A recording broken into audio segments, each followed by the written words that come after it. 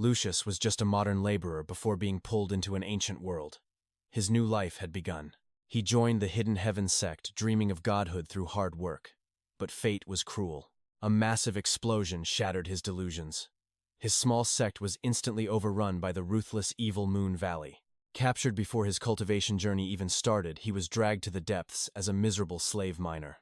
Surviving day by day like a dog, Lucius suddenly spotted a young girl being cornered by two vile guards. Knowing he was just a nameless weakling against two armed oppressors, he hesitated for a brief moment.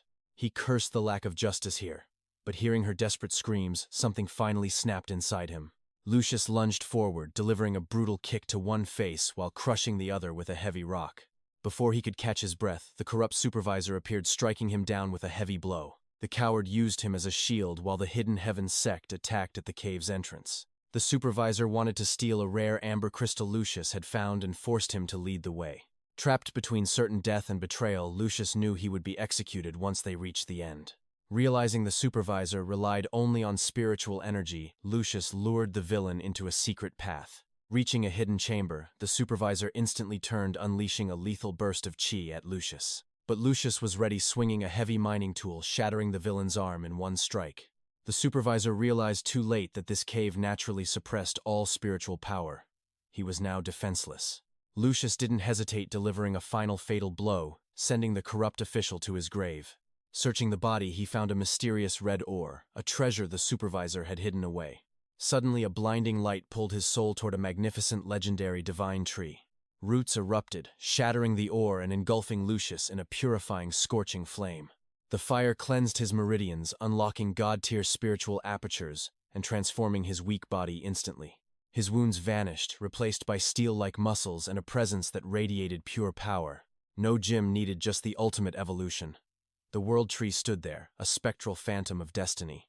A single leaf burned golden, revealing ancient spirit runes that only grandmasters should know. How could a slave understand these? Suddenly the runes exploded into his mind with terrifying intensity. Ancient knowledge flooded his consciousness as the sacred patterns etched themselves into his very soul. He gained a divine skill, Razor Edge. Testing his new strength, he sliced a massive boulder effortlessly. Suddenly the wounded leader of the evil Moon Valley stumbled into the cave, seeking a hideout. The monster who had enslaved Lucius now looked at him with murderous intent to silence him. The villain lunged, but to Lucius, the master's movements were as slow as a turtle. Thanks to his awakened apertures, he evaded the strike with ease. His reflexes were now beyond human. With one swift stroke, he ended the tyrant's life, sending him to eternal darkness. Lucius breathed heavily, realizing he only won because the enemy was already half dead. Another shadow appeared. Lucius tensed, fearing another elite enemy was coming for his head. An old man stepped forward, demanding to know which sect the young boy belonged to. Upon hearing he was a disciple of Hidden Heaven, the elder smiled. "I am also from that sect." Relieved, Lucius begged for salvation from this hellish nightmare. The elder agreed to take him. Lucius quickly looted the boss's storage bag, but the old man held out his hand with a grin. Lucius reluctantly handed it over. The elder tapped the bag, releasing a gentle golden glow. "I'll take these dragon tiger pills," the elder laughed. "They are far too potent for a brat." Lucius realized the elder wasn't stealing, but actually unlocking the bag's seal. Respect for the senior grew. Together, they finally emerged from the suffocating darkness of the mining tunnels. The sunlight was blinding. Lucius saw a sea of cultivators surrounding the entire mountain. The Great Alliance had arrived. The evil Moon Valley was no more. Their reign of terror had ended. A young cultivator named Liu bowed deeply to the elder, addressing him as the legendary Elder Tang. Under the master's command, Liu Ye is summoned for a secret negotiation with the elder. Once a fallen disciple, now a liberated slave, he is finally led toward freedom. "Time for identity verification." The middle-aged cultivator nods, signaling Liu Ye to follow him. Surrounding them are rescued mining slaves, while a lazy official naps at his post. Bam! The fat official slams the table, demanding the hero's name and hidden cultivation. The records claim he's just a mortal, but the boy standing there feels different. A whisper about Elder Tang's recommendation changes everything. The official's attitude flips instantly. Identity confirmed. However, sect rules require a witness to prove his fallen lineage. With his sect brothers gone, Liu Ye stands alone, no friends left in this world. Suddenly, a beautiful girl steps forward. "I am his friend," she declares boldly. "It's the girl he saved." With her testimony, his status is finally cleared. Don't wander, the official warns. Tomorrow, a legendary destiny awaits you all. 𝑦𝒔𝒄𝒆𝒄𝒏𝒆 bows in gratitude, thanking him for saving her from the Liu brothers. Liu Ye shrugs it off with a smile, praising her for escaping that day. She blushes and reveals the big news. The Haotian Alliance is scouting talents. Entering a top-tier sect ensures a smooth path to godhood. The stakes are massive. What's your specialty? She asks. Liu Ye thinks of his hidden divine world tree. He wonders if showing off his running speed is enough to make the list. The big day arrives. Liu Ye touches the crystal ball, awakening his fire affinity. Not bad, the proctor mutters, directing him toward the mystical spirit array. Liu Ye sits within the formation as ancient spirit glyphs begin to hum. 8 saplings are planted for the trial of the legendary Green Jade sect. They are a top 5 powerhouse in the province, ruled by divine sea giants. With Elder Tang's backing and his fire affinity, success feels within his grasp. It feels like entering a royal academy. But then, spiritual energy pierces his skin. It's like 1,000 needles. The ordeal ends as he receives his score slip. Liu Ye sees the word 1 and his heart soars with excitement. Rank 1 talent? He asks. But the proctor's pitying look crushes his soul. Just forget we ever met, the man sighs. Liu Ye's world instantly shatters. Is he the worst? Wait, let me show you how fast I run, he pleads. Rumors spread like wildfire. The lucky slave is actually a total talentless fraud. Devastated by the mockery, Liu Ye hides in a corner to nurse his wounds. But kindness returns. 𝑦𝒔𝒄𝒆𝒄𝒏𝒆 arrives to comfort the boy she owes her life. How was your score? He asks. She hesitantly reveals she got 38 leaves.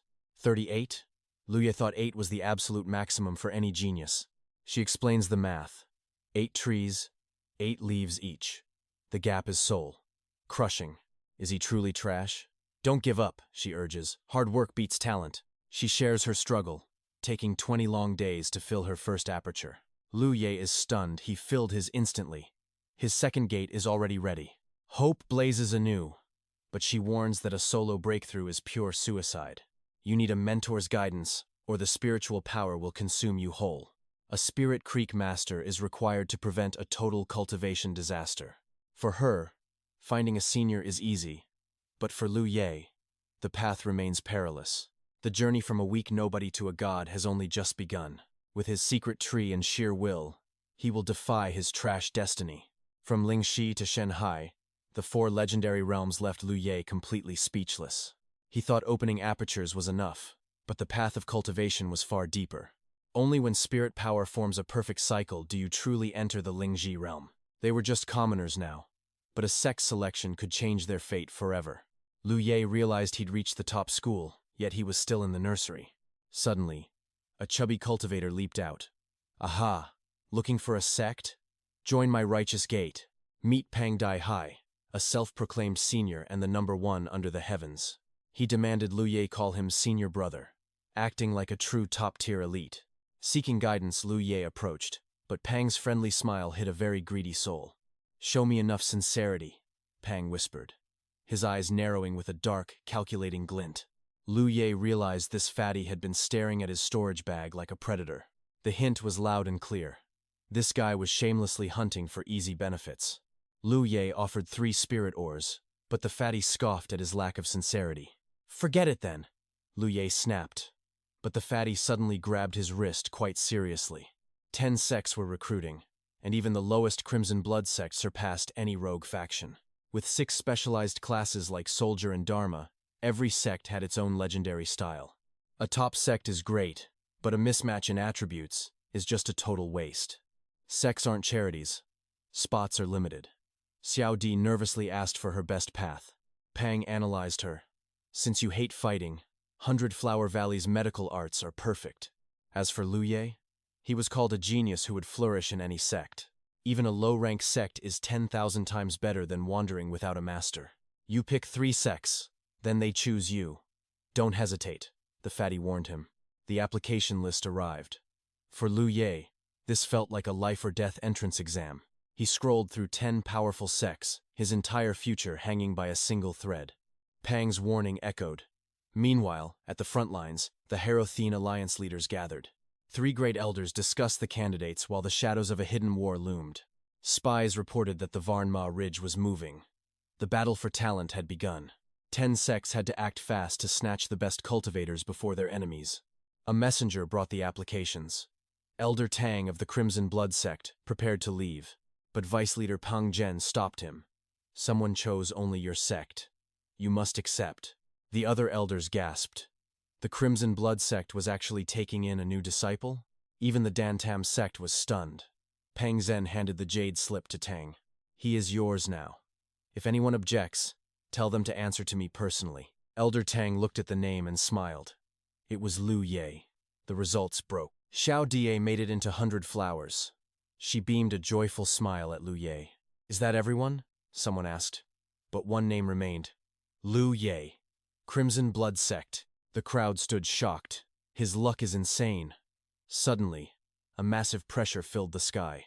Giant flying ships descended from the clouds. Every eye was fixed on the majestic sight. Lu Ye imagined his future. Beautiful senior sisters and a path of blissful cultivation. Suddenly, a familiar voice called out. It was a voice he knew very well. It was the old man. I am Tang Yifeng, 10th Master of Crimson Blood. After a formal greeting, Lu Ye was led onto the massive, soaring spirit vessel. Inside, the truth came out. Lu Ye was only a registered disciple for now. He hadn't met the requirements yet. A brutal trial awaited him in the near future. With his low cultivation, he needed to grow fast before the real test began. After a long talk, Elder Tang invited questions. Lu Ye's first inquiry left him stunned. Why were there no Crimson Blood sect members in the siege? Our hero asked. He just wanted to find his seniors. Elder Tang coughed, looking quite awkward. The truth hit hard. Lu Ye realized his sect was crumbling and talentless. Exactly how many are left? Lu Ye pressed. The elder snapped, changing the subject. Any cultivation problems? He barked. Lu Ye nodded, stuck at the first aperture. He couldn't find the second. He presented a manual stolen from Manager Yang. Suddenly, Elder Tang's face turned bright red. Lu Ye had handed over the wrong book. It was an adult novel.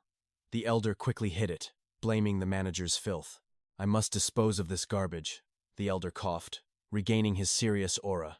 You're too young for such distractions. I'll keep this safe for now. Lu Ye finally produced the real Golden Cicada manual for the elder's inspection. It was a mediocre yellow-grade technique, capping at 27 spiritual apertures. The human body has 360 apertures, matching the Great Cycle, Tang explained. Countless manuals exist, but each determines how many apertures you can actually unlock. Heaven grade opens all, Earth half, while yellow only reaches 37 pathways. Lu Ye had an epiphany. So better manuals mean a limitless future? The elder countered, asking if he knew the 4 great cultivation realms.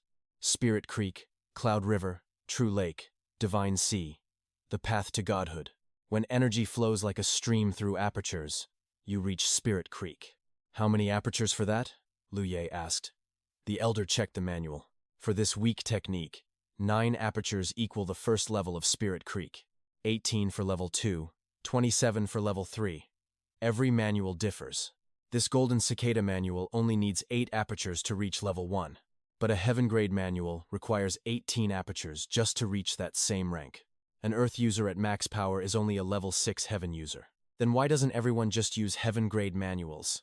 Lu Ye wondered aloud. Because every cultivator has a limit, the elder sighed. Fate isn't equal. Opening apertures is agonizing. The more you unlock, the harder it becomes. Eventually, you hit a wall. Breakthroughs become nearly impossible for the untalented. Know your limits, the elder warned. Greed often leads to certain death. Techniques aren't evil, hearts are. He stared deep into Lu Ye's soul. Light hides darkness, and demons can possess noble hearts. Remember that well. Lu Ye bowed, etching the wisdom in his heart. The elder reached out.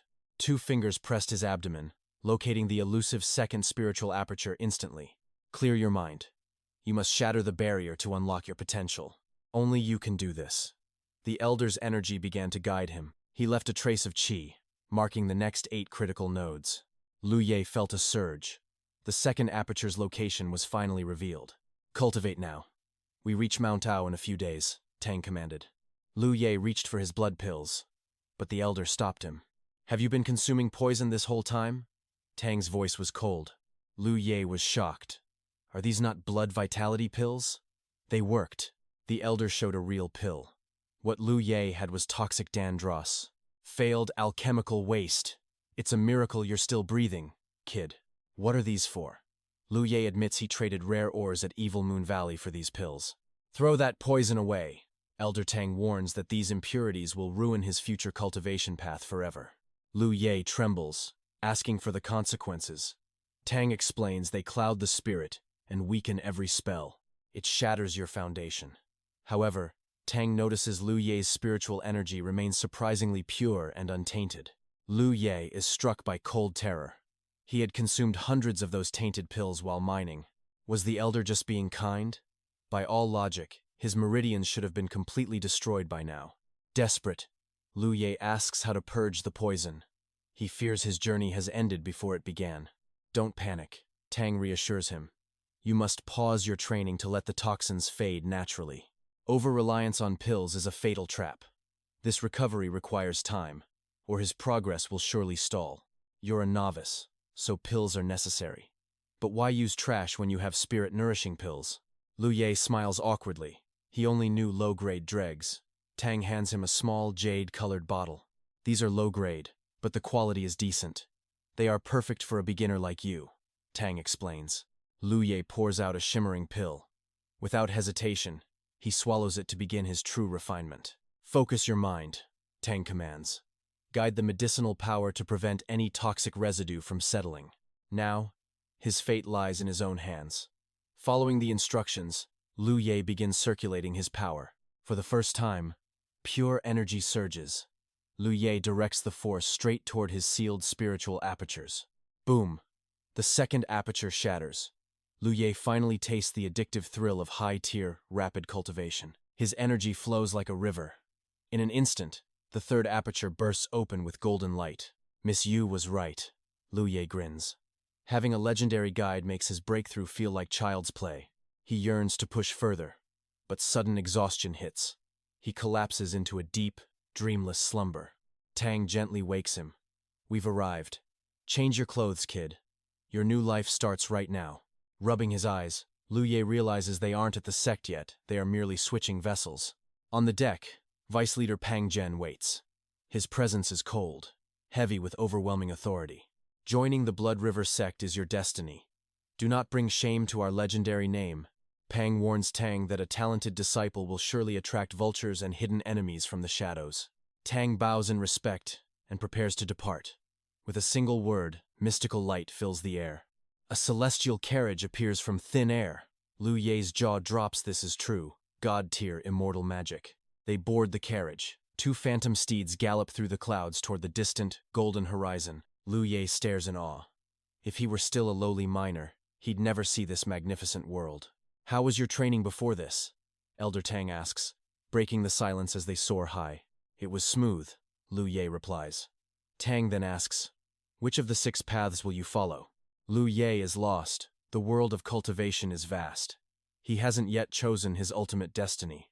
He seeks the elder's wisdom. Tang explains he is a spell cultivator, but Lu Ye must choose. You aren't built like a tank, Tang observes. The path of a body cultivator won't suit you. Your elements don't fit ghost or medical paths. Your future lies in weapons, spells, or outer arts. Weapon or spell. Choose your fate. Tang adds, your path must be forged by your heart. Lu Ye listens intently to the wisdom, but suddenly, boom! The very air around them erupts in fire. An ambush! The celestial carriage is obliterated in a heartbeat, reduced to splinters by a massive strike. The steeds vanish. Lu Ye finds himself suspended in the sky, saved only by Tang's quick reflexes. Below them, a pillar of blinding gold light erupts from the mountain, surging upward like a spear. The attack moves with lightning speed. A massive column of energy aimed directly at their lives. Tang's face hardens. He instantly wraps Lu Ye in a protective barrier of shimmering spiritual energy.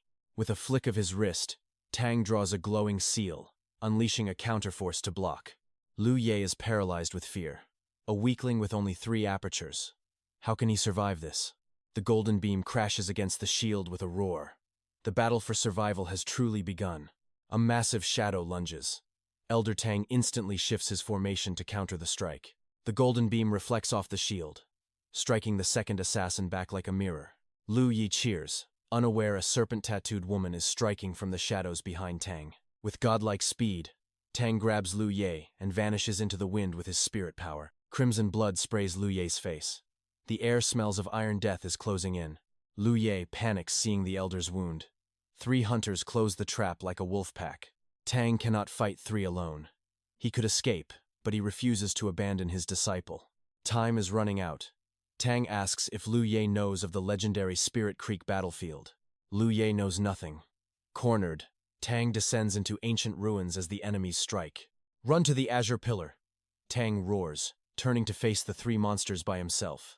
The assassins pause, sensing a terrifying, ancient power awakening within the old man's soul. Activate! Tang screams.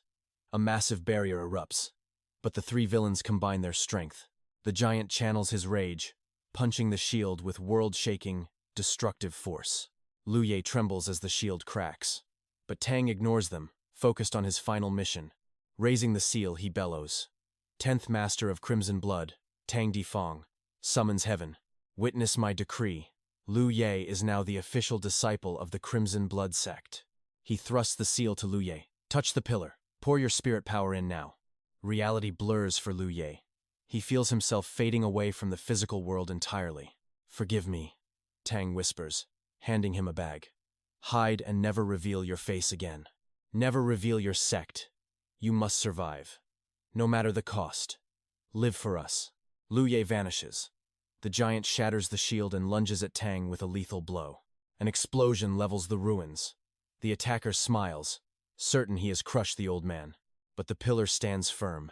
Tang is there, unharmed and standing like an immovable mountain. He caught the fist with one hand. His muscles ripple with the power of a god. They thought he was a mage, but his hidden physical strength is truly monstrous. Earlier, Dai Hai knelt before the leader, acting like a pitiful, scolded child. Pang Zhen was livid at Dai Hai's reckless and illegal interference with the boy. Choosing Crimson Blood for Lu Ye violated every law of the Grand Heaven Alliance. If not for your mother, I'd kill you. Zhen roared as Dai Hai tried to lie. Tang intended to move the boy, but the wheels of fate were already turning dangerously. For 30 years, the Crimson Blood sect has been forbidden from taking a single disciple. By law, an heirless sect must die. But Tang and Shui Yuan are too noble. The secrets of the past are deep, Zhen warned. Do not drown in this water. Dai Hai bowed low, barely escaping death. He tried to stand, but a glare stopped him. Stay down, Zhen barked. Suddenly, his expression shifted to one of pure, absolute horror. His ring pulsed with a frantic signal. A message arrived. Elder Tang was in danger. Pang Zhen ignited his aura, racing to the battlefield in a flash of light. He arrived to total carnage. The air was thick with the scent of blood and rage. Tang stood atop the mangled corpses, his aura burning like a dark, vengeful sun. They didn't want me, Tang spat. Their true target was Lu Ye all along. Lu Ye had entered the battlefield. Zhen looked at the ruins and froze in shock. It was a pillar of heaven's secret from the fallen White Dragon Academy of old. These ancient pillars represent dead sects and are nearly impossible for anyone to destroy. For 100 years, this land remained a cursed wasteland where no sect dared tread. We retreated for 30 years, Tang roared. Yet they still hunt our last ember of hope. Rival sects were lurking in the shadows. The elder fumed, desperate to unmask the traitors. Investigation began, but Lu Diep's fate was the priority. The pillars of heaven were the only way. Entering without a sect's anchor meant one thing: a random, high-stakes teleportation into hell. The battlefield was a continent-sized slaughterhouse. Lu Diep was cast into the deep unknown. Finding him was impossible. This realm was a death trap for anyone below the spirit stream. Too weak to survive, our hero was dropped into a forest of ancient, towering shadows. Colossal trees blocked the sun. A wolf pack closed in, forcing him into the canopy. Trapped and trembling, he recalled the elder's final, cryptic words before the world shifted. The elder had questioned him about the battlefield, then initiated a sacred, ancient rite. With a heavy seal, he branded Lu Diep's hand, naming him a true Crimson Blood disciple. As he stared at his palm, a mystical blue glow began to pulse with power. A system interface appeared, Name 𝒔𝒄𝒆𝒆. Status: Crimson Blood Disciple. 3 apertures opened. Reality hit hard. He was a mere novice with 0 merit in a land of monsters. Danger lurked in every shadow. He was prey in a world built for the strong. He prayed for the Elder's safety, then remembered the storage bag he'd been given. Inside were mysterious bottles, stacks of talismans, and a glowing jade slip of knowledge. He inspected the talismans, sacred tools of survival in this brutal, lawless new world. From diamond shields to fire sand blasts, he held a small arsenal of hidden power. Stealth charms were his only hope. He pressed the jade slip to his aching brow. A torrent of forbidden knowledge flooded his mind, nearly shattering his very consciousness. The 9 provinces were vast, but parallel dimensions like this battlefield held true divinity. The exact coordinates of this realm remained a mystery even to the godlike experts. To enter, one needed a sect pillar, the divine anchor of a clan's ancient soul. Even if a sect fell, their pillar remained a ghost of former glory hidden in time. Countless ruins dotted the world, their ancient pillars scattered and waiting for a master. Using a foreign pillar meant a random drop. 𝒔𝒄𝒆𝒆 finally understood his dire situation. The information settled. He was alone, lost, and hunted in a foreign, lethal land. The mark on his hand was a battlefield seal tracking his growth and sect lineage. If he could follow its resonance, he might find the path back to his sect. But the distance was unknown. Survival demanded one thing: immediate, explosive power-ups. First, he had to break the wolf siege. He reached for a mysterious talisman. Having never used one, he gambled his life on a single, desperate spark of luck. Golden light erupted, forming a divine mandala etched with ancient, glowing power runes. Beams of pure destruction swept through the pack, turning predators into dust in seconds. Incredible, he gasped. This power could turn a weakling into a legendary killing machine, but the price was steep. Sudden, soul-crushing exhaustion crashed over him like a wave. His vision blurred. He nearly plummeted from the branches as his life force vanished. The activation consumed his very essence. The talisman crumbled into worthless, cold ash. The stench of blood would soon attract monsters. He had to flee immediately. He retreated deep into the forest, eventually discovering a hidden, secluded mountain sanctuary. He realized this battlefield was a trial by fire, the perfect place for rapid evolution. To break his limits, he needed the pills. The path to power started now. In 2 weeks of intense training, he surged from 3 to 8 apertures opened. One step from the spirit stream realm, but his resources were now bone dry. The 9th barrier stood firm. Now, he would feast on beast meat to survive. 𝒔𝒄𝒆𝒆 had been feasting way too much lately. His bloated stomach felt heavier than a 10-month pregnancy. Suddenly, a thunderous roar echoed outside the cave. 𝒔𝒄𝒆𝒆 grabbed his sword and a fire serpent charm, bracing for impact. Channeling his internal energy, he stood ready. He hadn't seen a soul or a beast in a whole month. But today, an uninvited intruder shattered his peace. A colossal predator emerged from the shadows, a massive, ancient white tiger. A king mark glowed on its forehead, while its amber eyes radiated pure authority. It let out a terrifying growl. Its voice rumbled like thunder. "Are you the brat who's been slaughtering my prey in these blue cloud mountains?" 𝒔𝒄𝒆𝒆 stood frozen, staring at the mountain-sized beast. Annoyed by his silence, the Tiger King let out another roar. "The Great King is speaking. Why aren't you answering?" 𝒔𝒄𝒆𝒆's heart sank as he realized there was no escape. He forced himself to stay calm. "It wasn't me. What proof do you have?" The tiger let out a laugh. "You're the only human within miles. This is my domain, and you've been stealing my snacks. You're dead meat." 𝒔𝒄𝒆𝒆 stopped panicking and started negotiating. "The food is gone. How exactly do you want to settle this?" The giant tiger glared at him with predatory intensity. "Hand over your spirit pills, and I might let you live. Refuse, and this cave becomes your final resting place." 𝒔𝒄𝒆𝒆 shook his head. "I have 0 spirit pills. If I had pills, I wouldn't be hunting for meat." The tiger growled. "Fine. Spirit stones will do then." 𝒔𝒄𝒆𝒆 shook his head again. The tiger's patience was wearing thin.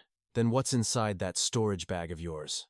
"Just a few basic talismans and some healing salve," 𝒔𝒄𝒆𝒆 replied. The tiger scoffed, calling him a penniless brat. "Give me the medicine and we're even." 𝒔𝒄𝒆𝒆 grew suspicious. Why would a powerful beast need healing ointment? He tossed the bottle as a distraction, instantly drawing his sword and activating his fire serpent charm for a strike.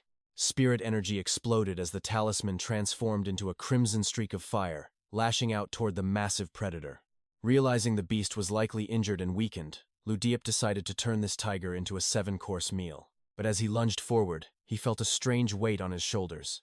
His body buckled under a sudden, crushing pressure. He nearly collapsed but forced his spirit power to circulate, creating a protective barrier around his trembling physical form. As he turned his head, the weight vanished. A dark shadow darted across the cave wall and disappeared instantly. There was no time to give chase.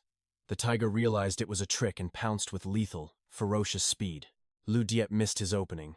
He swung his blade wildly, activating a sharpness rune to boost the sword's killing power. The tiger was blown back, confirming 𝒌𝒏𝒆's hunch. If he landed a clean hit, he could actually win this. Suddenly, that ghostly shadow struck again from the dark. 𝒌𝒏𝒆 was furious. One enemy in sight, another hidden. Trapped between two foes, he stopped holding back. He pulled out every remaining talisman, ready to burn it all down. Seeing the massive stack of explosive charms, the fierce tiger suddenly sat down, acting as obedient as a house cat. 𝒌𝒏𝒆 turned toward the shadows and screamed for the hidden stalker to reveal themselves. Only echoes answered him. Suddenly, a tiny hand tugged at his sleeve. 𝒌𝒏𝒆 jumped back in shock. His mysterious attacker was a lowly? She was a delicate beauty with flowing platinum hair. A small beauty mark near her eye added a mysterious charm. 𝒌𝒏𝒆 hadn't sensed her presence at all. Realizing she wasn't human, he raised his guard to the absolute maximum. The girl stood there trembling, looking like a child who had been caught misbehaving. She whispered her name was 𝒌𝒔𝒄𝒆𝒄. 𝒌𝒏𝒆 raised a flaming talisman threateningly. "Who are you?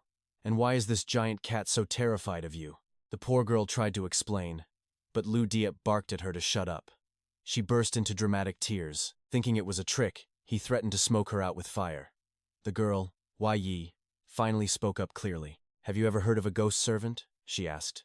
"Some tiger demons can bind the souls of those they kill. They awaken a divine ability that transforms a fallen human spirit into a loyal, spectral servant for the beast." 𝒌𝒏𝒆 realized he was facing a literal ghost. 𝒌𝒔𝒄𝒆 began to float, explaining she was a unique spirit servant. Usually, these spirits are mindless puppets, but she retained her human consciousness and appearance, lacking only a body. 𝒌𝒏𝒆 narrowed his eyes at the pair. "So, if I kill this big cat, do you vanish into dust?" 𝒌𝒔𝒄𝒆 flinched. "Yes. I mean, no." She panicked, begging him not to hurt her precious partner, Amber. 𝒌𝒏𝒆 flashed a wicked, villainous grin. "That depends on how much you're willing to offer for your lives." Terrified, 𝒌𝒔𝒄𝒆 hugged the giant tiger, begging for mercy. She promised him anything if he would just spare them. 𝒌𝒏𝒆 scoffed, doubting a ghost and a beast could possess anything of real value. 𝒌𝒌 dashed to her stash, warning 𝒌𝒏𝒆 not to touch the innocent tiger while she was away.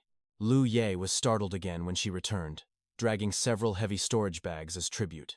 He suspected they were thieves, but 𝒌𝒌 insisted the tiger never harmed a single soul.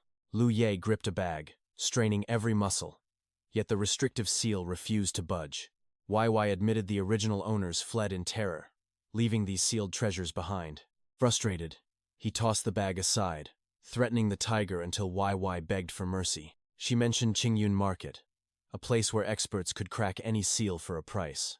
It was a rogue cultivator hub only 50 miles away, and she offered to guide him. 𝒌𝒏𝒆 refused. He wouldn't leave this forest until he attained the Spirit Creek realm. Despite her pleas, his heart remained cold. 𝒌𝒌 realized her bags weren't enough to buy safety. She saw he was no ordinary disciple. He was a man who couldn't be easily swayed. To save the tiger, she decided to offer a secret treasure, despite the beast's loud protests.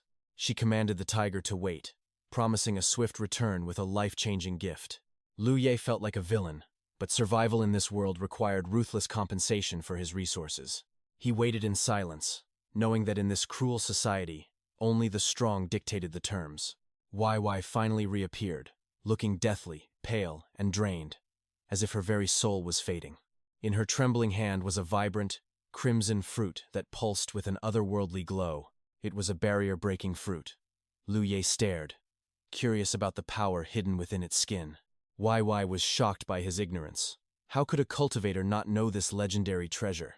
Weakly, She explained it could shatter the stubborn barriers within one's spirit apertures instantly. Lu Ye's eyes sparked with greed. He demanded it, but YY forced him to swear an oath. He looked toward the heavens, calling upon the divine will to witness his solemn vow. He swore that if she surrendered the fruit, he would never harm them unless provoked first. Suddenly, an invisible force descended from the sky, etching a glowing mark upon his hand. A heavenly oath. Lu Ye shuddered, realizing the terrifying weight of this magically binding contract. Breaking this vow would mean certain doom. Relieved, YY finally handed over the precious fruit. Lu Ye took it, noticing her injuries, but she only nodded and turned toward her tiger.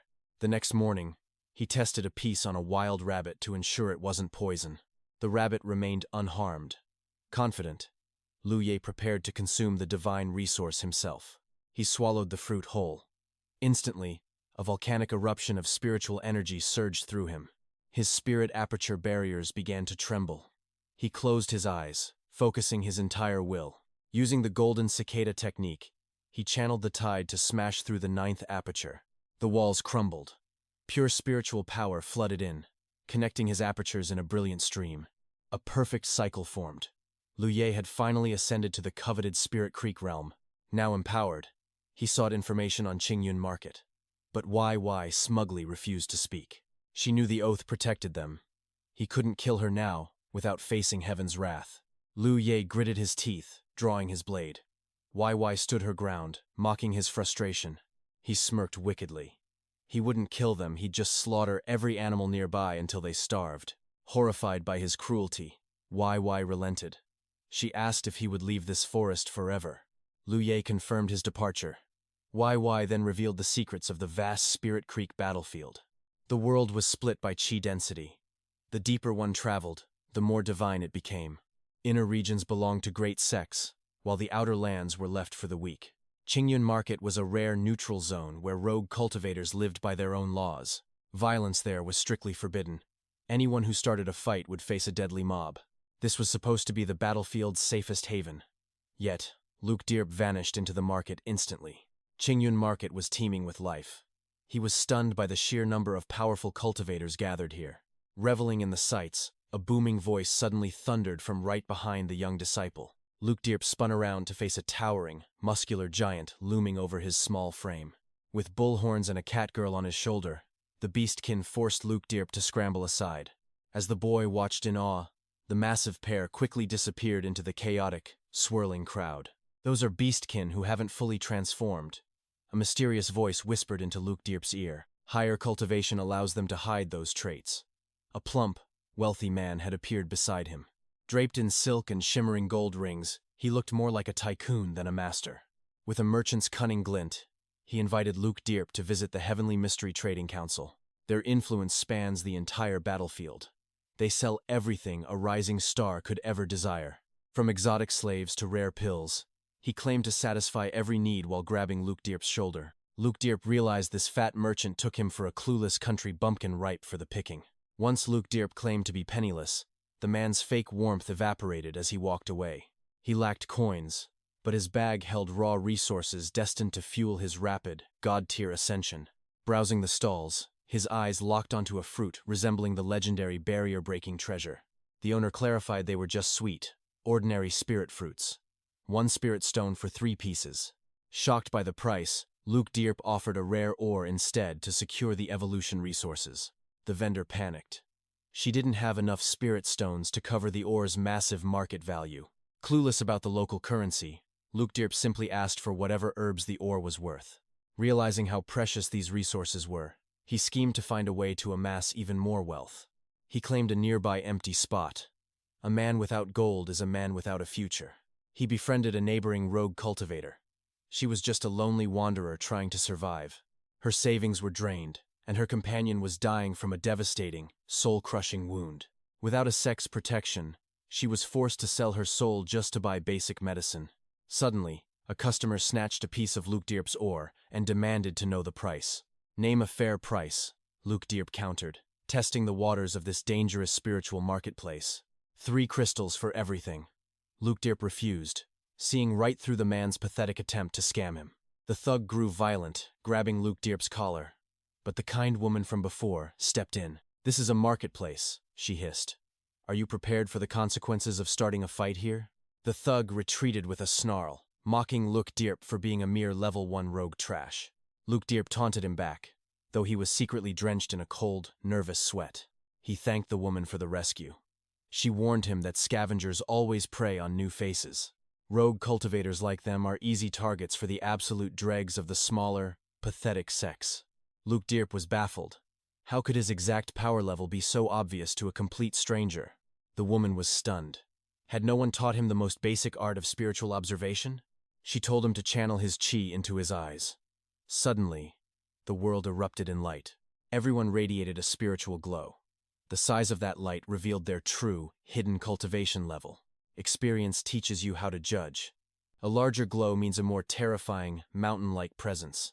Some experts use ancient artifacts or forbidden secret arts to mask their true, overwhelming power. �𝒄𝒅𝒄 bowed in gratitude. She advised him that his ores were far too valuable for here. "Go to the Trading Council," she urged. "It is the only safe place for your treasures." Heed her words. �𝒄𝒅𝒄 asked for the path to the legendary Heavenly Mystery Trading Council. He soon stood before a colossal, shimmering dome that dominated the entire chaotic market skyline. Standing out like a divine temple, �𝒄𝒅𝒄 stepped inside to claim his legendary, star-crossed fate. Following the crowd into the Grand Hall, �𝒄𝒅𝒄 is immediately greeted by a charming rabbit-eared cultivator. She asks with a smile if he is here to buy or sell. "Selling," he replies with cold determination. The girl leads him to a secluded chamber before departing, leaving him in the quiet of the guild. �𝒄𝒅𝒄 waits patiently for the manager of the Divine Commerce Alliance to arrive and begin the trade. At last, the seductive Rune appears. �𝒄𝒅𝒄 instantly gauges her aura, marking her at the 3rd tier. However, her energy feels unstable, a clear sign of someone relying on pills rather than true martial mastery.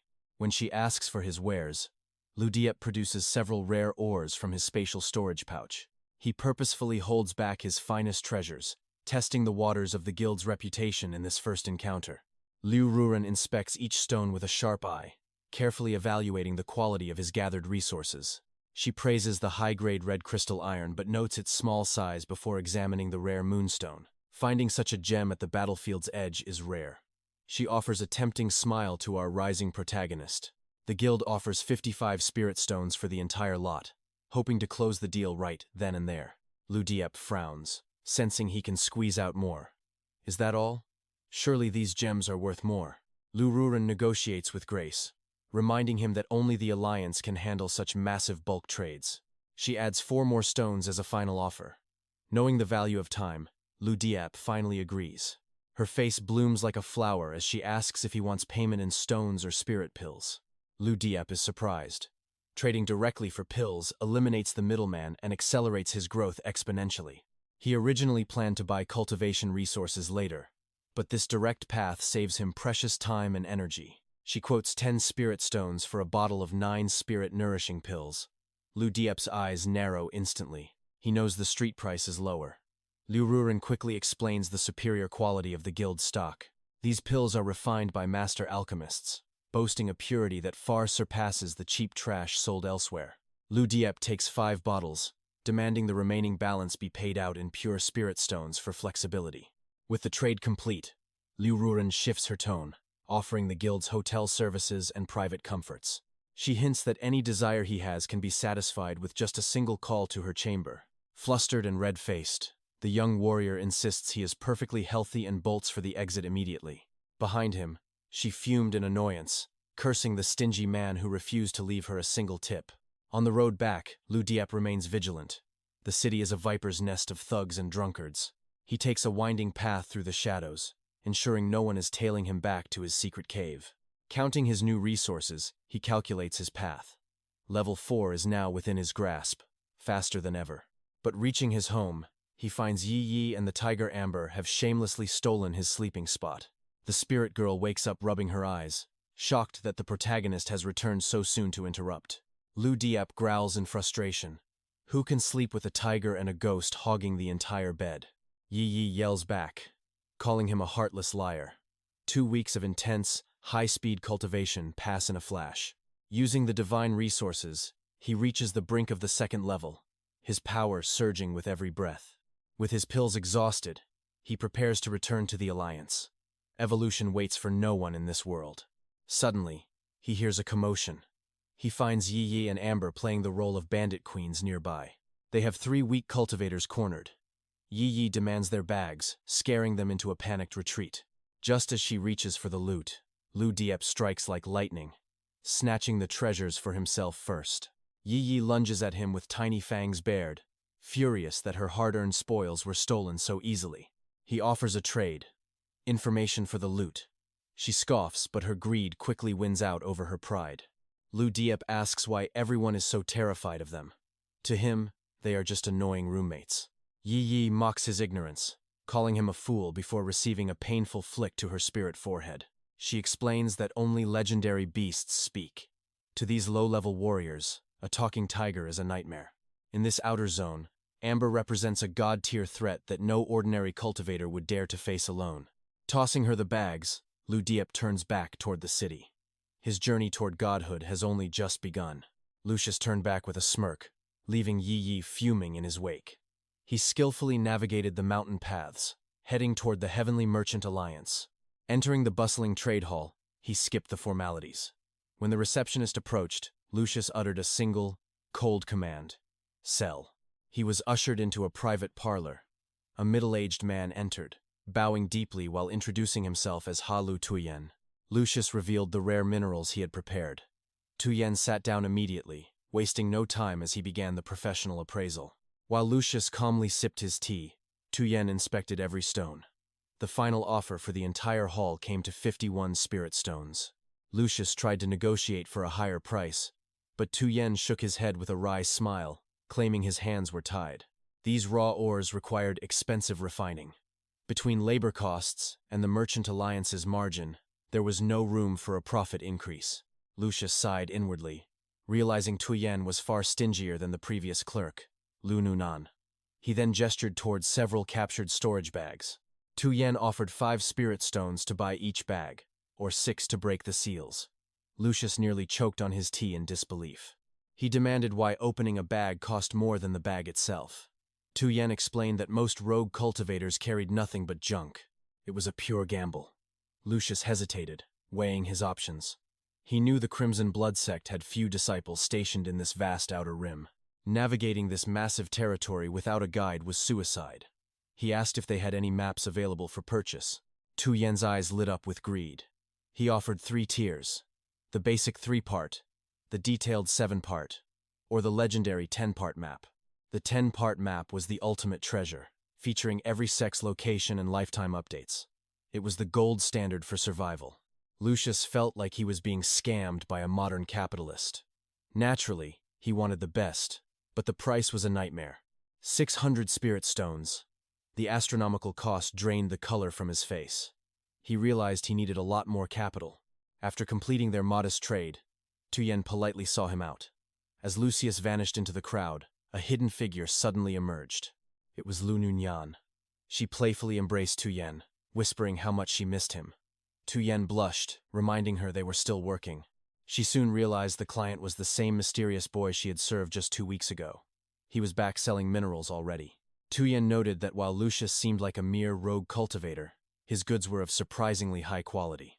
Nunyan felt a sting of jealousy. They were all cultivators, yet this boy seemed to be swimming in precious resources. Tuyen suspected the boy had stumbled upon a hidden vein. Nunyan cursed under her breath, envying the lucky rich brat. Back at his hideout, Lucius consumed his spirit pills and accelerated his training. He followed the golden cicada technique with absolute focus. Just months ago, he was a lowly 3-aperture weakling, lost on the battlefield. Now, his internal energy was surging like a river. With his endless supply of resources, he successfully shattered his limits, breaking through to the 2nd level of the Spirit Creek realm. His cultivation speed was terrifying. Lucius closed his book and stared at his hands, feeling the raw power vibrating through his skin. No wonder the great sects fought so bloodily for territory. The leveling speed in this Spirit Creek battlefield was truly addictive. 𝒔𝒄 peeked out, watching him practice. Lucius snapped at her, thinking she was mocking his low-tier cultivation techniques. He told her to stop looking down on the proletariat just because he couldn't afford high-grade manuals yet. Yi clarified she only cared about when he would leave. Obliging her, Lucius headed back toward the city to liquidate more ore. Leaving the Merchant Alliance again, he calculated his next move. To reach the 3rd level, he needed to unlock the 18th aperture. He had traded for over 80 spirit pills, but his consumption was skyrocketing. Every breakthrough demanded a heavier price. At his current pace of 1 aperture every 3 days, reaching the peak would take over 1,000 days. He was still too slow. Unbeknownst to him, Lu Nu Nan was watching from the shadows. She activated a golden tracking seal on the back of her hand. On the trek back to his cave, Lucius felt a chill down his spine. Ever since leaving the market, the sensation of being hunted persisted. Suddenly, a violent burst of spiritual energy erupted from behind. Lucius spun around, seeing a jagged ice spear flying at his chest. He narrowly deflected the frozen projectile with his blade. But before he could breathe, a masked attacker lunged forward with a heavy saber. There was no time to activate his sharpness rune. Lucius could only raise his sword in a desperate, raw parry. The force of the blow sent him reeling. Suddenly, a blinding flash of light erupted from the enemy's palm, blasting Lucius backward. Lucius crashed into the dirt, coughing up blood. The assailant stepped closer, warning him not to play dead. The hunter had seen Lucius use a golden light charm earlier and knew he had survived the blast. The trap was perfectly set. Lucius spat out a taunt, but the attacker didn't flinch. He leveled his saber at Lucius's throat, demanding the location of the mineral vein. He knew a mere 2nd-level brat couldn't possibly possess so many riches without a secret source. Lucius realized this was a deadly misunderstanding. The man thought he had a map to a hidden gold mine. The predator threatened to gut him slowly. Lucius gritted his teeth, facing a monster at the 3rd level of Spirit Creek. Facing a superior foe, he denies having the ores before the battle begins. Having survived as a miner in Lingxi, he warns that these stones aren't worth the cost. Commotion on Qingyun Mountain is fatal. Is stealing a few grains worth dying for? The enemy scoffs at the Tiger King legends until a chilling wind strikes his spine. A roar echoes. Who dares trespass in my domain? Luck has run out for this hunter. Cold sweat pours down the man's face as he finally grasps Lu Ye's true fear. Lu Ye begins his performance, offering a storage bag with a deep, respectful bow. The seal is open. The great tiger growls, pleased by this display of proper etiquette. Lu Ye points at his frozen opponent, suggesting his drawn weapon proves a murderous intent. Panicking, the man drops his blade, desperate to save his life from the beast's fury. Lu Ye feigns a polite exit, reclaiming his sword as the trembling foe reaches out. Like a viper, Lu Ye strikes from behind, piercing a fatal hole through his enemy. Yi watches in horror, emerging from Hupo to scream at the sudden bloodshed. Lu Ye coldly justifies the deed. A hunter who targets you must be eliminated first. A faint rustle reveals Lu Nuren hiding nearby, her face pale as she flees frantically. A spy from the heavenly mystery chamber, she followed the trail for a big score. She was tired of living in shadows, seeking one haul to change her miserable life. But she never expected a level 2 nobody to slaughter a level 3 so easily. Cornered by the tiger, the terrified woman frantically draws a high-level talisman to survive. The talisman erupts into a razor-sharp crescent, flying straight toward the beast with lethal intent. The tiger narrowly avoids the strike, which cleaves an ancient tree in two, stopping cold. Thinking she has won, she mocks them as cowards hiding behind a beast's shadow. Carelessness proves fatal. Lu Ye appears behind her, his blade descending in a crimson arc. With a scream, she falls. Lu Ye recognizes her from a trade at the chamber. How many others are coming? She begs for mercy, blaming greed for her sudden madness. Lu Ye levels his sword. He cannot let her live with the white tiger's secret. She wails in despair, cursing the heavens for Lu Ye's luck while she rots away. No need to worry about pills, while she sells her soul for a few stones. She didn't come this far for a boring life. She wants power at any cost. Her hatred for Lucky Trash burns hot. Stealing from him leaves her soul untroubled. Lu Ye stares at her twisted soul. Her mind is warped by jealousy and greed. Lucky?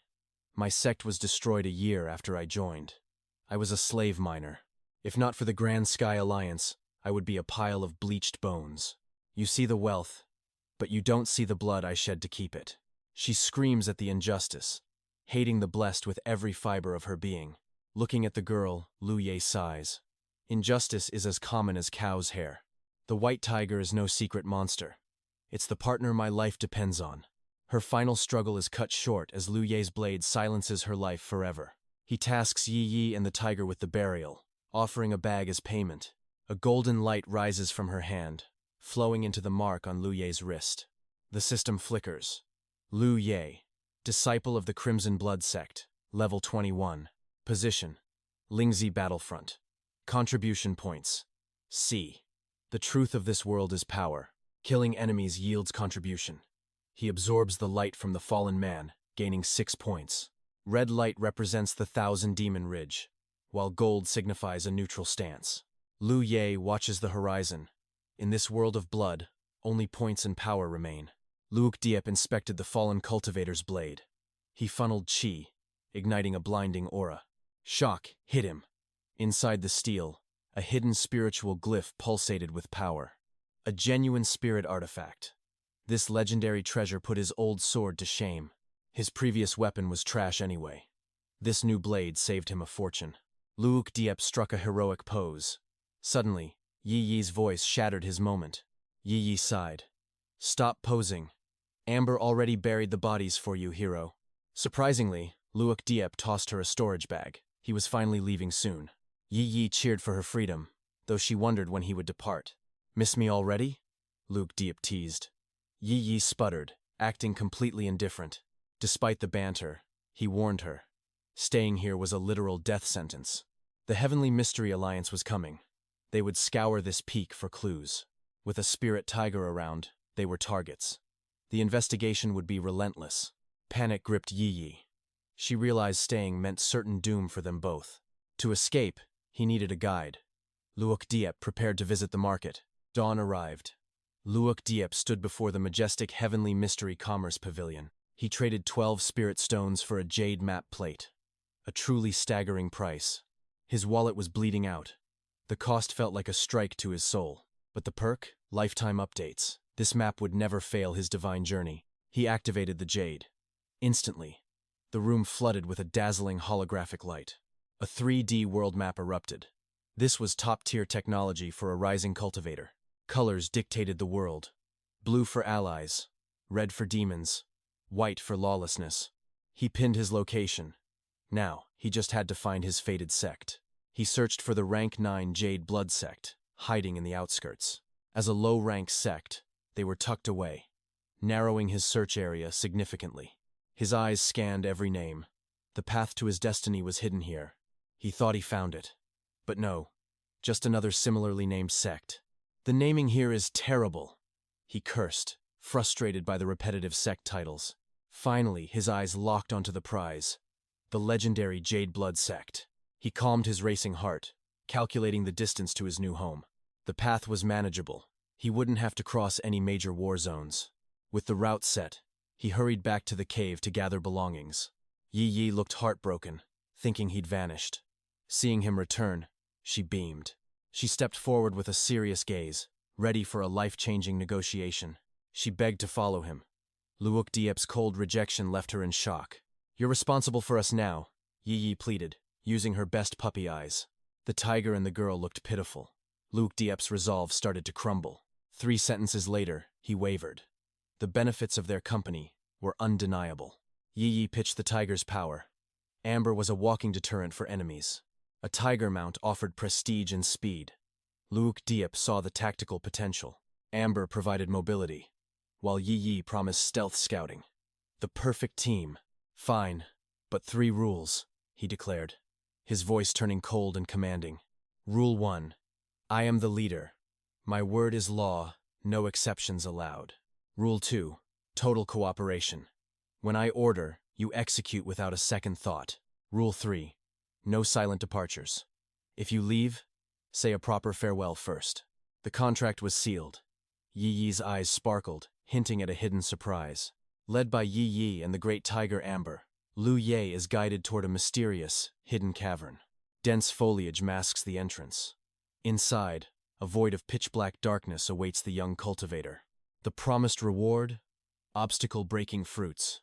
But a monstrous fire serpent stands guard over them. This beast breathes lethal flames. Yi Yi's previous attempt to steal them nearly ended in tragedy.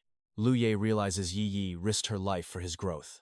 Ordinary treasures cannot compare to this. These fruits are legendary.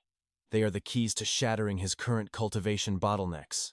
Having reached the spirit stream realm once before, Lu Ye knows their divine worth perfectly. Fueled by the desire for power, he commands Amber to lead the way into the heat. As they descend, the air turns into a furnace. Scorching waves of 𝒌 buffet the trio. Even the mighty Amber pants like a sunstruck pup. Finally, they reach the cave's burning heart. There it is, a massive serpent coiled in the depths. Lu Ye draws his heavy saber. Spiritual power surges into his blade. The beast hisses, shielding the precious fruit tree. Their presence awakens the guardian's wrath. The serpent strikes like a crimson whirlwind of death. Amber lunges with a roar, biting the beast's belly, but the serpent's fangs sink into his neck. Massive coils tighten around the tiger like a crushing vice. Lu Ye must act now. Activating the sharp edge inscription, he carves through scales. Crimson blood sprays the cavern walls. Boom! A devastating tail swipe sends Lu Ye flying, crashing hard against the jagged stone floor. Amber seizes the opening, tearing away a chunk of flesh. The serpent howls, vomiting hellfire. Instinct saves the tiger from the blast. Lu Ye strikes the head, but its hide is iron tough. Time to end this. He gambles everything, driving his blade straight through the serpent's skull. With one final, dying breath of fire, the beast collapses. The guardian has been slain. Lu Ye praises his companion, but suddenly, a strange energy begins to stir within his body. The divine tree is reacting. It begins to siphon the cave's heat like a cosmic vacuum. The temperature drops instantly. A new leaf on the divine tree begins to glow with power. The third leaf ignites. Lu Ye realizes the tree craves fire energy to unlock its secrets. Evolution is imminent. Once the absorption is complete, a legendary new skill will be born. After harvesting the fruits, he reunites with Yi Yi and begins roasting the serpent's meat. He offers a fruit to Yi Yi, but she refuses. This is your destiny, Lu Ye. Breakthrough. He enters deep meditation. The third leaf blazes, and the fourth begins to bloom with light. A flood of forbidden information slams into his mind. The mental pressure is absolutely agonizing. Overloaded by the dual techniques, Lu Ye groans in pain before collapsing into a deep coma. Yi Yi and Amber watch in terror as Lu Ye lies motionless. Is his soul shattered? Yi Yi weeps, already carving a funeral tablet. I thought I finally found a friend. She warns the hungry tiger not to eat him. We must find a place to hide. Suddenly, a glowing shield erupts from Lu Ye's chest. He wakes, staring directly at Amber. At least face my grave toward the sea, he jokes, drenched in the sweat of evolution. Relief washes over Yi Yi as Lu Ye reveals his newfound, god-tier spirit inscriptions. First, the guard inscription. A defensive barrier far superior to any standard spirit shield. It is nearly impenetrable, though it consumes an entire spirit point with every single activation. Yi Yi's eyes sparkle with joy. But Lu Ye isn't done. The second skill is even more broken. Spirit gathering. He can now siphon worldly qi to replenish his energy during the heat of battle. Overwhelmed with emotion, Yi Yi clings to him. Don't ever leave me alone again, Lu Ye. He is touched by her devotion, until the truth comes out. She just needs a hunter. If you die, Amber goes hungry. Lu Ye sighs and prepares to demonstrate his new power. He strikes a pose, but nothing happens. He's completely out of mana. What an epic fail. Was he a hidden genius, or just a freak of nature? Wai watched him with pure awe. Mastering such complex spirit patterns, could he be the star disciple of a legendary great sect? She imagined him as the lost heir of a supreme sect master, destined to reclaim his throne. A golden opportunity had fallen into her lap. Lu Ye, however, remained lost in deep thought. He wasn't ignoring her. He had finally unlocked the mystery of his own miraculous growth. Why were there no toxins? His divine talent tree was directly fused with his spiritual apertures. It acted as a celestial furnace, incinerating all impurities with primordial fire. This was true protagonist power. Feeling like the chosen one, he laughed and promised a grand feast for the whole team. Charging east on the Great Tiger, Y's excitement for their new journey was through the roof. Is your sect massive? Are we meeting your secret lover, or a beautiful senior sister? She chirped. Lu Ye stayed silent, focused solely on reaching the Thanvan market before the sun vanished. But their path was suddenly blocked by a shady cultivator peddling a god-tier secret manual. He claimed this ancient technique would double their cultivation speed in an instant. It sounded like a total scam, until the man swore a soul-binding oath upon the heavens. Liu Ye hesitated. In this world, a heavenly oath was a debt that must be paid. The price was 30 spirit stones, but Liu Ye turned to walk away without a word. He managed to snatch it for just 3 stones before the merchant vanished into thin air. Liu Ye opened the book and his face darkened. It was a manual for absolute beginners. He had 21 apertures, yet this was for losers, with less than 15. He'd been played. YY held him back before he could draw his blade. Breaking market rules meant certain death, a rough start to their journey. But with YY and the tiger, he wasn't alone. 2 weeks later, they finally crossed the border into the treacherous 10,000 Demon Ridge. Danger lurked in the shadows. As night fell, they decided to set up a hidden camp. While Liu Ye found shelter, YY ventured deep into the woods to scout the perimeter. The forest grew deathly silent. Suddenly, a massive golden bell dropped from the sky, trapping her. A group of cultivators emerged, led by a pampered young master and his fawning companion. "What did you catch, my lord?" she purred, eyeing the vibrating spirit-sealing bell. Only the artifact's master could see the prize. A rare, pure spirit entity was struggling inside. The young master smirked. He had never played with a spirit before. This would be fun. He pulled her close, promising a cruel show that would haunt her dreams forever. He ordered his guard to strike the bell. Inside, YY screamed as the pressure intensified. The artifact's spiritual energy began to crush her essence. As a spirit, she was utterly defenseless. This wasn't just a trap. It was a high-grade torture device designed to consume souls. YY's agonizing cries echoed through the trees as the holy light scorched her very being. The young master's excitement peaked. He wanted to hear her scream until her soul shattered. Suddenly, a thunderous roar shook the earth. Liu Ye and the great tiger had arrived. Their souls were intertwined. The tiger felt every ounce of YY's excruciating pain and suffering. It wasn't a rescue anymore. It was a massacre fueled by pure, primal animal rage. Liu Ye saw the bell and his blood boiled. He understood exactly what these monsters were doing. The tiger charged, shattering their stealth. But Liu Ye didn't care. He aimed for the leader. The guards scrambled to form a wall, determined to protect their master at any cost. A level 3 spirit stream cultivator stepped forward. Liu Ye was outmatched, but he didn't flinch. He unleashed a devastating fire serpent charm, tearing through the enemy's spiritual defenses. The guard thought he had dodged, but Liu Ye's blade was already dancing through the air. With one swift stroke, the level 2 underdog decapitated the level 3 master. Liu Diep lunges forward. The cowardly young master panics and uses a girl as a human shield. She becomes a mere meat shield. Liu Diep's blade strikes her as the coward cowers behind her. Liu Diep curses the spineless brat. A true man doesn't hide behind others in a fight. The brat activates a powerful spirit talisman. Liu Diep's defensive shield cracks from the massive impact. Infuriated, Liu Diep decides to punish this snake. His blade bites deep into the coward's shoulder. The brat screams that the 9-star sect will hunt him. Liu Diep's eyes burn with cold killing intent. The trash from the 9-star sect is pathetic. Meanwhile, the tiger struggles against a 4th stage expert. Trung Nu looks back, expecting an easy win. Instead, he sees his entire world falling apart. He cannot believe his eyes. In a mere moment, his elite squad has been utterly decimated. 2 are dead, and his young master is a hostage. Liu Diep demands the tiger's immediate release. Trung Nu trembles in fear. He asks for Liu Diep's name, but the Reaper only wants his cat. A piercing scream echoes.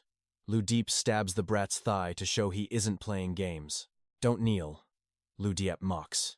A young master should die with at least a little dignity. Terror paralyzes the hostage. One wrong move, and Liu Diep's next strike will be his last. Snot and tears flow freely. The coward begs Trung Nu to release the tiger at once. The spirit bell is lifted. Yi Yi instantly vanishes into the tiger to heal its soul. Trung Nu stands frozen. He watches Liu Diep loom over the young master like a vengeful god. "Let him go, and this ends," Trung Nu pleads. He offers a ceasefire for their lives. A vow of heaven? Liu Diep knows the 9-star sect's word is worth absolutely nothing. Only a fool trusts a snake. Liu Diep prepares for a final, bloody harvest to end this. The clever die young, Truong Nu snarls. But his own clock is ticking down to 0. To stop the sect's pursuit, no witnesses can remain. 𝒂𝒏𝒆 chooses the path of total annihilation. 𝒂𝒏𝒆 kicks the hostage toward Truong Nu. The coward thinks he is finally being saved. Suddenly, a blade pierces through the brat and into Truong Nu. A double kill in one strike. Truong Nu thinks his aura will save him. He underestimates the evolution of 𝒂𝒏𝒆's lethal power. Had he seen 𝒂𝒏𝒆's previous battles, he would have fled into the mountains long ago. A fourth stage shield is like paper. 𝒂𝒏𝒆's divine edge carves through his spirit armor effortlessly. Steel meets bone. The blade sinks deep into Truong Nu's chest, shattering his arrogant heart. The dying young master groans in agony. He warns Truong Nu of the shadow creeping behind him. 𝒔𝒐𝒄𝒆𝒆 strikes from the darkness. The distraction allows 𝒂𝒏𝒆 to twist the blade even deeper. 𝒂𝒏𝒆 narrows his eyes. The strike missed the vital spot, but the end is near. Truong Nu stumbles, using his dual blades to stay upright. Blood stains the earth, a deep crimson. He knows there is no escape. With his final breath, he activates his hidden transmission seal. A bright light flares on his hand. The battlefield seal is calling out for sect vengeance. It is a beacon for reinforcements. 𝒂𝒏𝒆 realizes he must finish this before more arrive. Time is a luxury he doesn't have. He commands the tiger and 𝒔𝒐𝒄𝒆𝒆 to strike now. Truong Nu fights like a cornered beast. He swings his blades in a desperate, wild frenzy. His spiritual pressure explodes outward. 𝒂𝒏𝒆 is knocked back but keeps his eyes on the target. Crimson slashes bloom on 𝒂𝒏𝒆's chest. He ignores the pain to deliver the final killing blow. A clean decapitation. Truong Nu's head rolls as the battle finally reaches its bloody conclusion. Victory was narrow and costly. The defensive runes couldn't match Truong Nu's desperate, blinding speed. Fortunately, the wounds aren't fatal. The underdog has successfully slain a high-level elite today. Exhausted, 𝒂𝒏𝒆 orders the loot to be gathered. They must vanish before the enemy arrives. They disappear into the woods. Moments later, 9-star reinforcements find the site of the slaughter. 𝒊𝒏𝒆 stares at the 4 corpses. His face turns grim as he realizes the scale of tragedy. The protective artifact failed against a 7th-level threat. How could the young master perish so easily? Driven by the final distress signal, 𝒊𝒏𝒆 ordered a total lockdown across 100 miles. The hunt was on for a mysterious boy with a white tiger, wielding a lethal blade. Rewards: 30 stones for info, 500 for the kill, and 1,000 for his capture. Suddenly, a refined swordsman appeared, his hand resting coolly on his hilt with effortless grace. Behind him followed his loyal maid, Xiaozhu, as he mocked the 9-star sect's chaos. Recognizing the mad dog Wang Yang, 𝒊𝒏𝒆's blood ran cold with immediate dread and terror. Wang Yang sneered, recalling his warnings about protecting that trash young master from his doom. With a sharp gaze, he demanded to know who finally ended the brat's pathetic life. 𝒊𝒏𝒆 reluctantly confessed it was a mere youth with a tiger, sparking Wang Yang's curiosity. Wang Yang turned to leave, but his killing intent suddenly flared like an uncontrollable wildfire. "Run for your lives!" 𝒊𝒏𝒆 screamed, abandoning his own men to escape the looming slaughter. With a cold smile, Wang Yang ordered Xiaozhu to eliminate the trash while he gave chase. "I told you. Don't call me young master," he roared, vanishing into a blur of divine speed. The disciples thought they were safe, unaware that Xiaozhu was a hidden monster in disguise.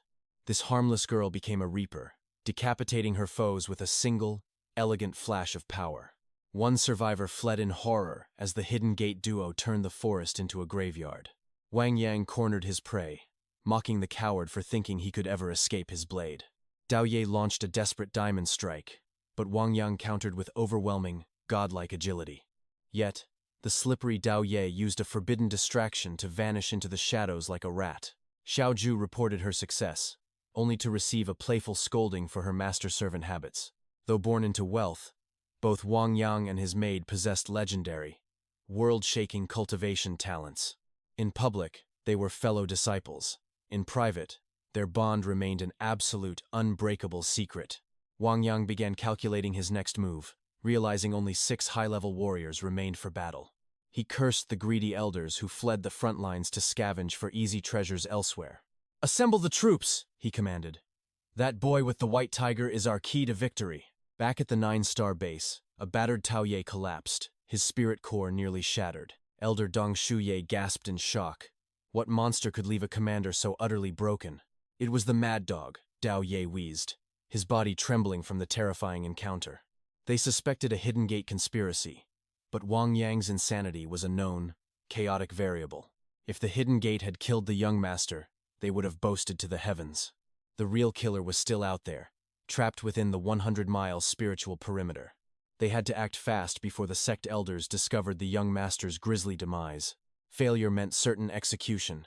The hunt for the tiger-riding youth had truly begun in earnest. Suffering from a spiritual backlash, Dong Shuye frets over the camp's defense. Cao Ye fears the young master's explosive death cannot be kept secret. Suspicions fall on the mystic sect, but Cao Ye senses no connection. Wang Yang is merely a rabid dog who sniffed out the commotion.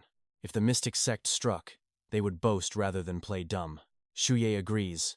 Given their blood feud, they would never hide a kill. Cao Ye quickly seals the perimeter for 100 miles around them. The killer's cultivation is low. They cannot escape this net so easily. Frowning, Shuye suspects the mystic sect is plotting a hidden scheme. The young master's death on their watch requires an explanation for elders. While Shuye guards the base, the external hunt is left to Cao. Lu Ye's path took a sharp turn.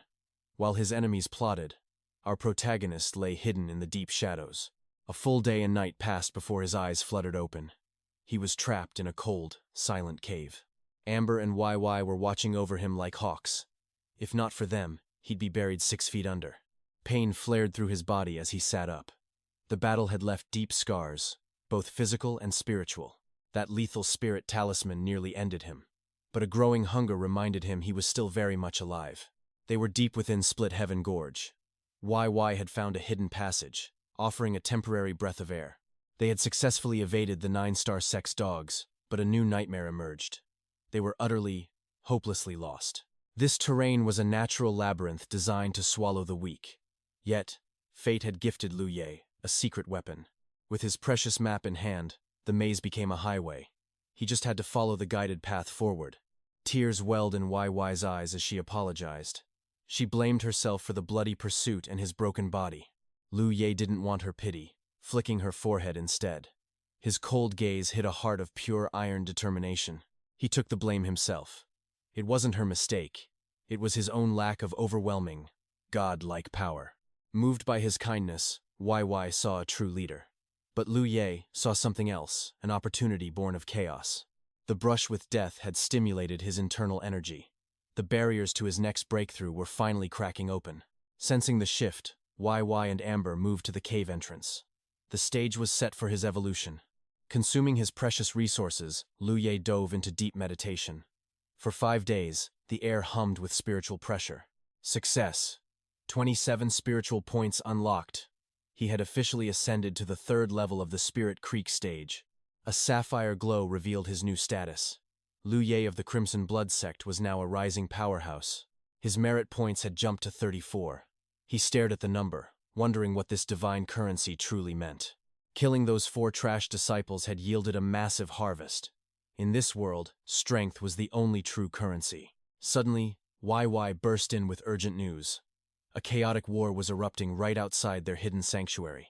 The Xuan men and 9-star sects were at each other's throats. A perfect storm was brewing for our hero. Lu Ye tried to slip away unnoticed. He didn't want to be caught in the crossfire of these warring factions. But Amber's poorly timed sneeze shattered the silence. The enemy's eyes snapped toward them instantly. Talk about bad luck. Just passing through, Lu Ye joked. But the air turned icy. The 9-star disciples recognized their most wanted man. They realized this nobody was the legendary killer of their young master. The hunt was finally over, or so they thought. Lu Ye tried to play it cool, acting like Amber was just a kitten. But these cultivators weren't that stupid. One arrogant fool charged forward, gathering spirit energy. He thought he could bully a weak, 3rd-level nobody. Big mistake!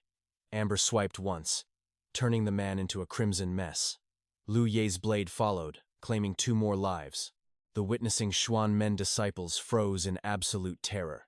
This wasn't a man. He was a walking disaster. They huddled together as Lu Ye approached. Everyone run, someone screamed. But Lu Ye only wanted one thing. He just needed their spirit pills. Terrified, the senior brother ordered his juniors to surrender every single resource.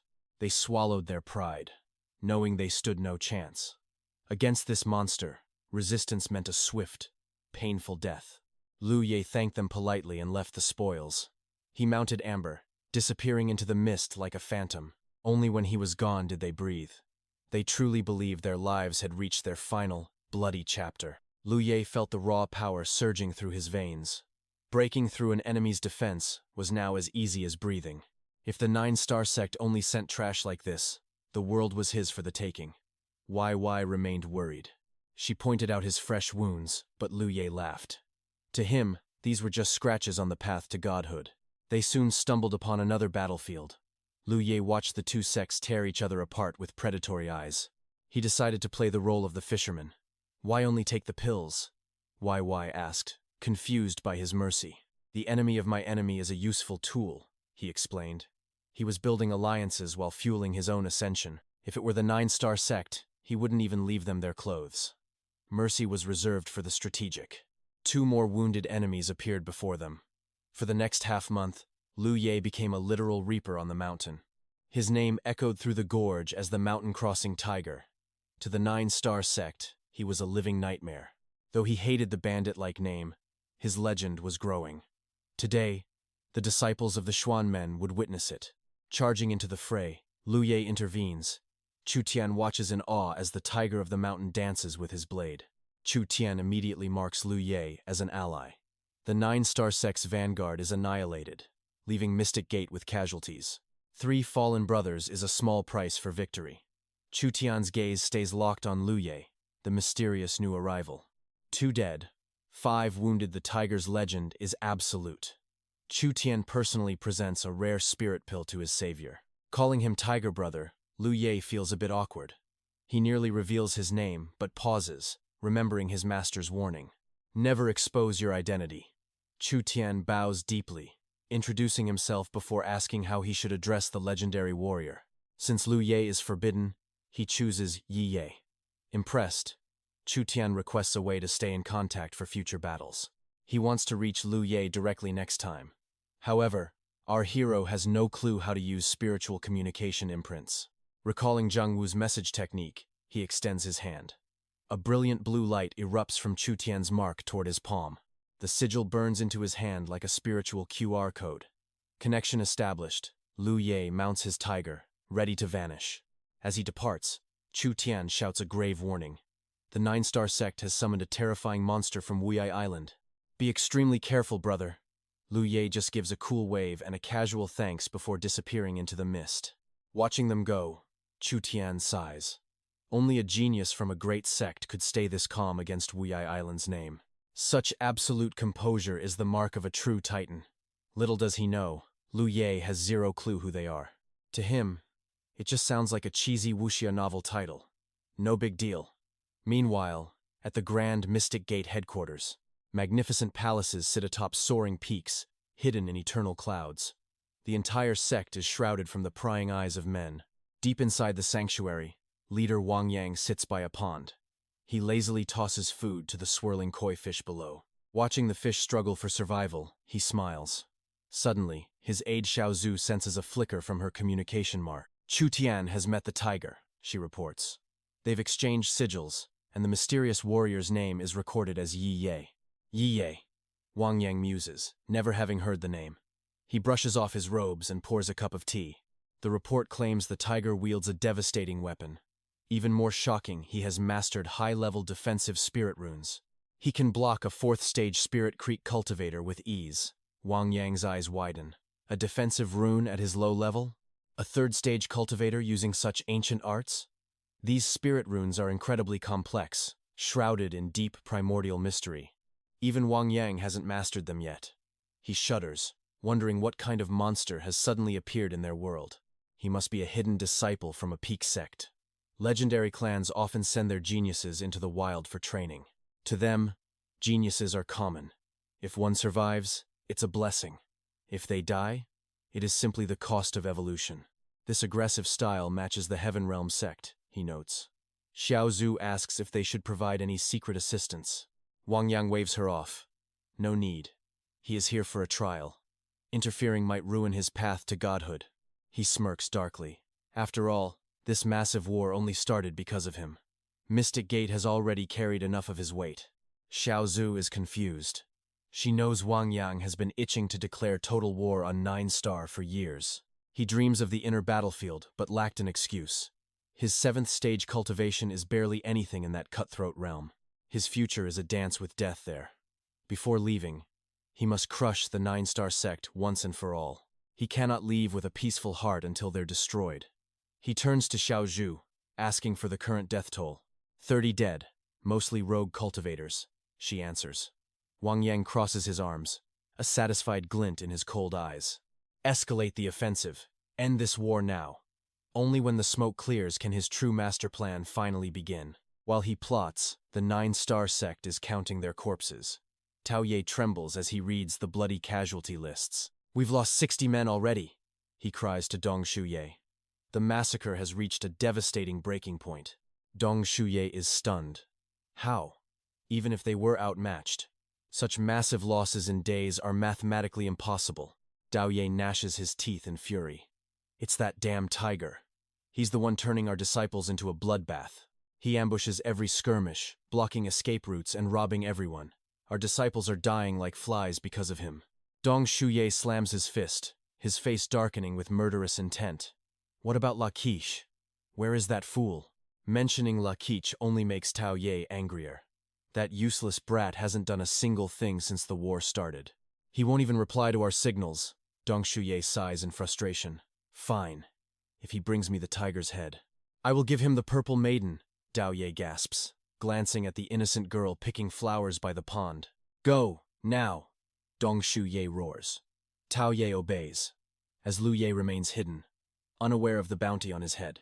Inside the tunnel, Lucius spotted a familiar seal and messaged his only contact, Steve. Steve panicked, fearing Lucius was in grave danger, and replied with desperate haste.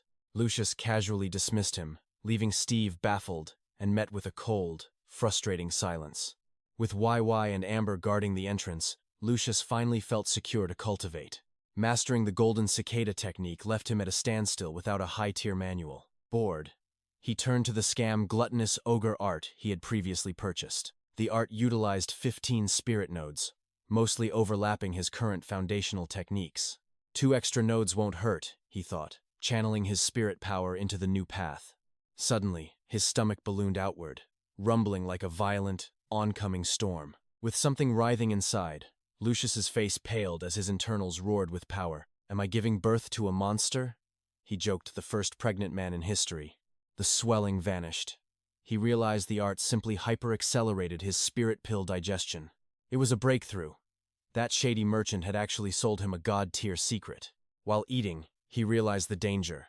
Constant pill use normally meant lethal toxin buildup, but with his divine tree burning toxins, this combo granted him infinite evolution resources. He noticed the ogre art's node map perfectly mirrored his own spirit-gathering rune. Was it fate, or did the creator base this art on the same ancient runes? Both were designed to devour energy, seemingly originating from the same divine source. A wild idea sparked. What if he inscribed the rune directly into his nodes? If this succeeded, the useless rune would become a tool for god-tier ascension.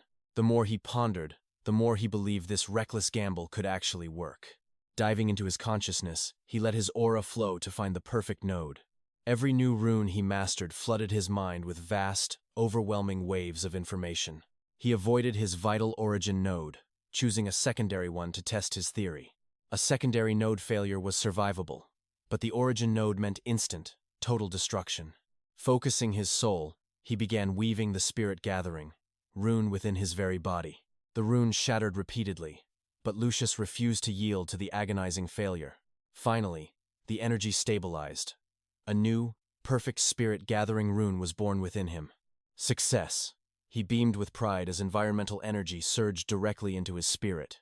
The energy bypassed his physical limits, converting instantly into raw, unyielding power. His natural talent no longer mattered. The rune provided an endless, rapid breakthrough. Despite the energy surge, he still lacked a proper mystic grade manual to advance. He remembered Steve, who was currently spiraling in anxiety over Lucius's strange silence. A new message arrived. Steve checked it instantly, relieved Lucius was still alive. Lucius requested a mystic grade technique, leaving Steve stunned by his sudden ambition. The request reached the Mystic Gate headquarters, where Elder Wang froze in total shock. "A Mystic Grade manual?" he questioned, confirming the request with wide-eyed disbelief. Watching his koi pond, the Elder mused that Lucius's previous manual was likely trash. It fit the great sect's style, forcing disciples to scavenge for their own power. "Give him one," the Elder commanded. "We have plenty of those manuals anyway." He instructed Steve to check Lucius's element and demand payment, no free handouts allowed. Great sects value pride above all. Giving it for free would insult his background. Back in the tunnel, Lucius tallied his wealth, groaning at the high cost of power. A mystic manual cost dozens of pill bottles and hundreds of precious spirit stones. Despite his god-tier potential, the sting of poverty was the one enemy he couldn't defeat. The situation was dire. Suddenly, a pained, guttural roar echoed as Lucius saw Amber limping back, heavily battered and exhausted. He initially thought the tiger was just hungry, but seeing its matted fur and bloody wounds, his heart sank with dread. Yi rushed over in a panic from the cave's depths. Then, a chilling figure slowly emerged from the shadows outside. Behind the wounded tiger, Lucius sensed a powerful aura. It was a second-layer cultivator, but his pressure felt unnaturally heavy. This was no ordinary fighter. The stranger wore a confident, predatory smile, exuding an air of absolute, terrifying calm. "So, the Lake Mountain brat finally appears," he sneered. Lucius didn't waste a single second on useless, petty talk. The man introduced himself as 𝑍𝒔𝒄𝒆𝒆 from Boundless Island, here for Lucius's head. The name sent a chill down Lucius's spine. He remembered the warnings about this sect's overwhelming power. This wasn't just another thug. This was a true elite hunter. Without hesitation, Lucius unsheathed his blade and charged. He didn't care who they were, only blood would settle this now. He accelerated like a falling star. 𝑍𝒔𝒄𝒆𝒆 mocked him, calling him a mindless brute for choosing a direct frontal assault. Gathering lethal energy into his fingertips, 𝑍𝒔𝒄𝒆𝒆 whispered, "White flash." A blinding spark ignited at his very command.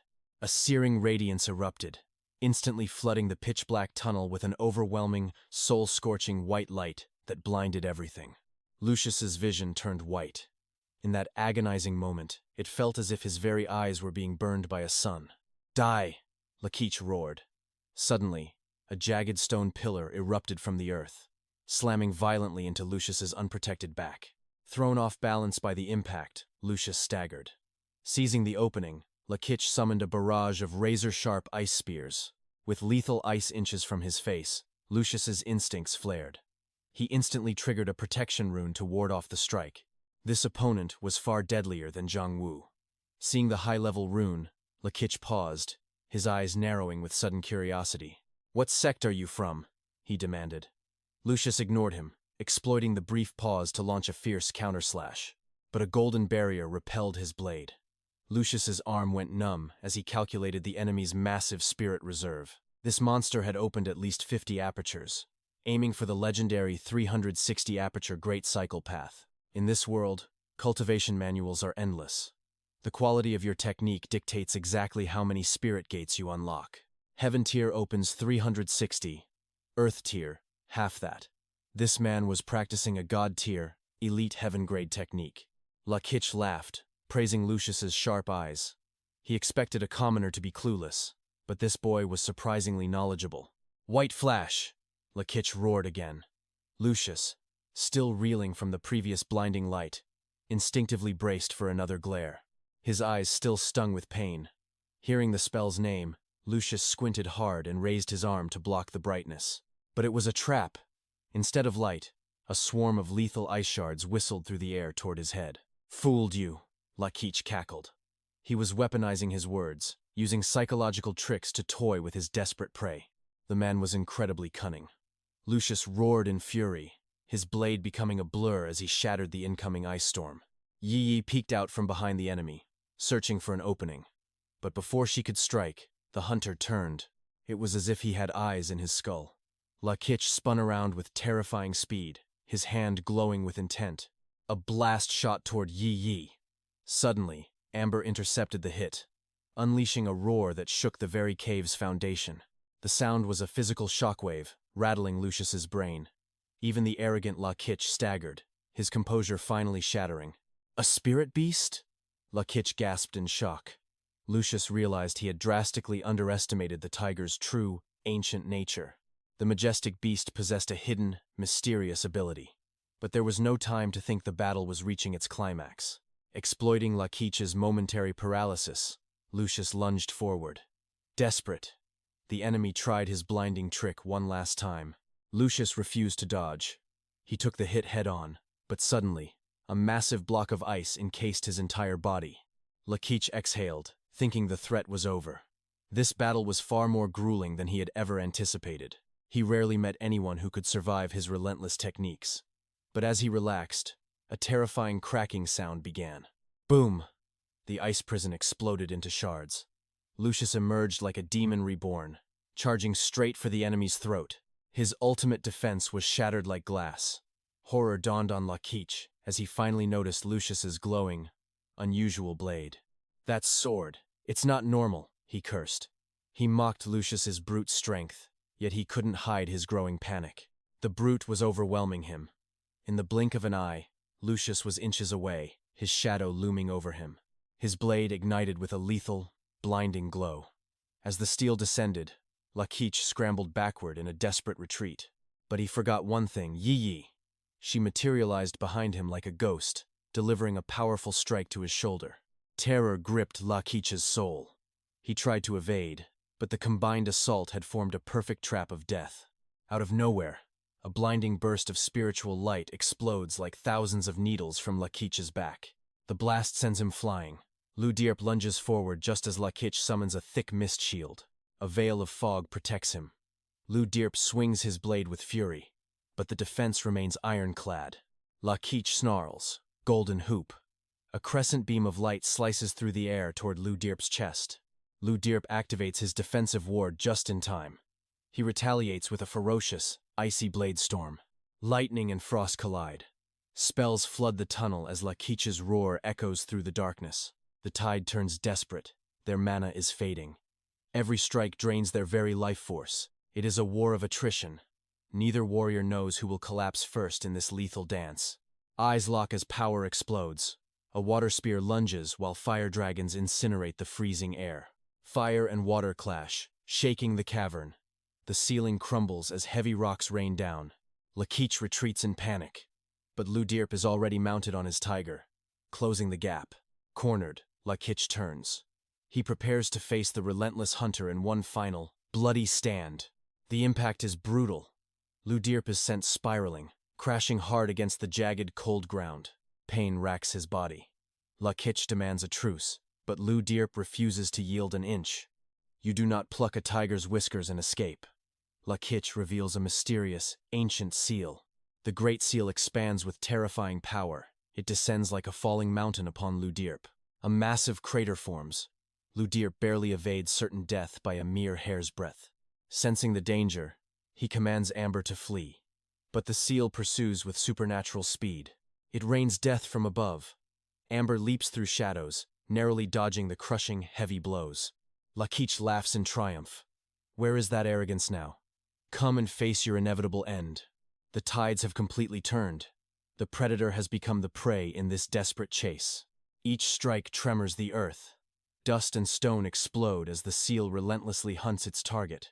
Amber is finally hit. They tumble as the seal lunges down for the final killing blow. Desperate, 𝒔𝒄𝒆 burns his last embers of mana to form one final, shimmering shield. The shield shatters, but the seal's light dies out. It shrinks back into a small pebble. It bonks 𝒔𝒄𝒆's head, sending him reeling. The artifact returns to an exhausted 𝒔𝒄𝒆. Both are spent. 𝒔𝒄𝒆 sees his opening, forcing his broken body to stand once more. Step by agonizing step, he crawls forward. But his strength finally hits zero at last. He collapses into the dust. 𝒔𝒄𝒆 moves in to end the legend forever and always. Suddenly, a slender figure emerges. 𝒔𝒄𝒆 freezes. This is not a 9-star sect disciple. It is Zhao Zu. She approaches 𝒔𝒄𝒆, claiming to be the senior of Chu-Thien. 𝒔𝒄𝒆's face pales. The hidden sect has arrived. Reinforcements were called in secret after all. Tao Da appears behind him. A heavy hand lands on his shoulder. Do not move a muscle. 𝒔𝒄𝒆 is stunned. Why is she here? What does this mysterious master want from him?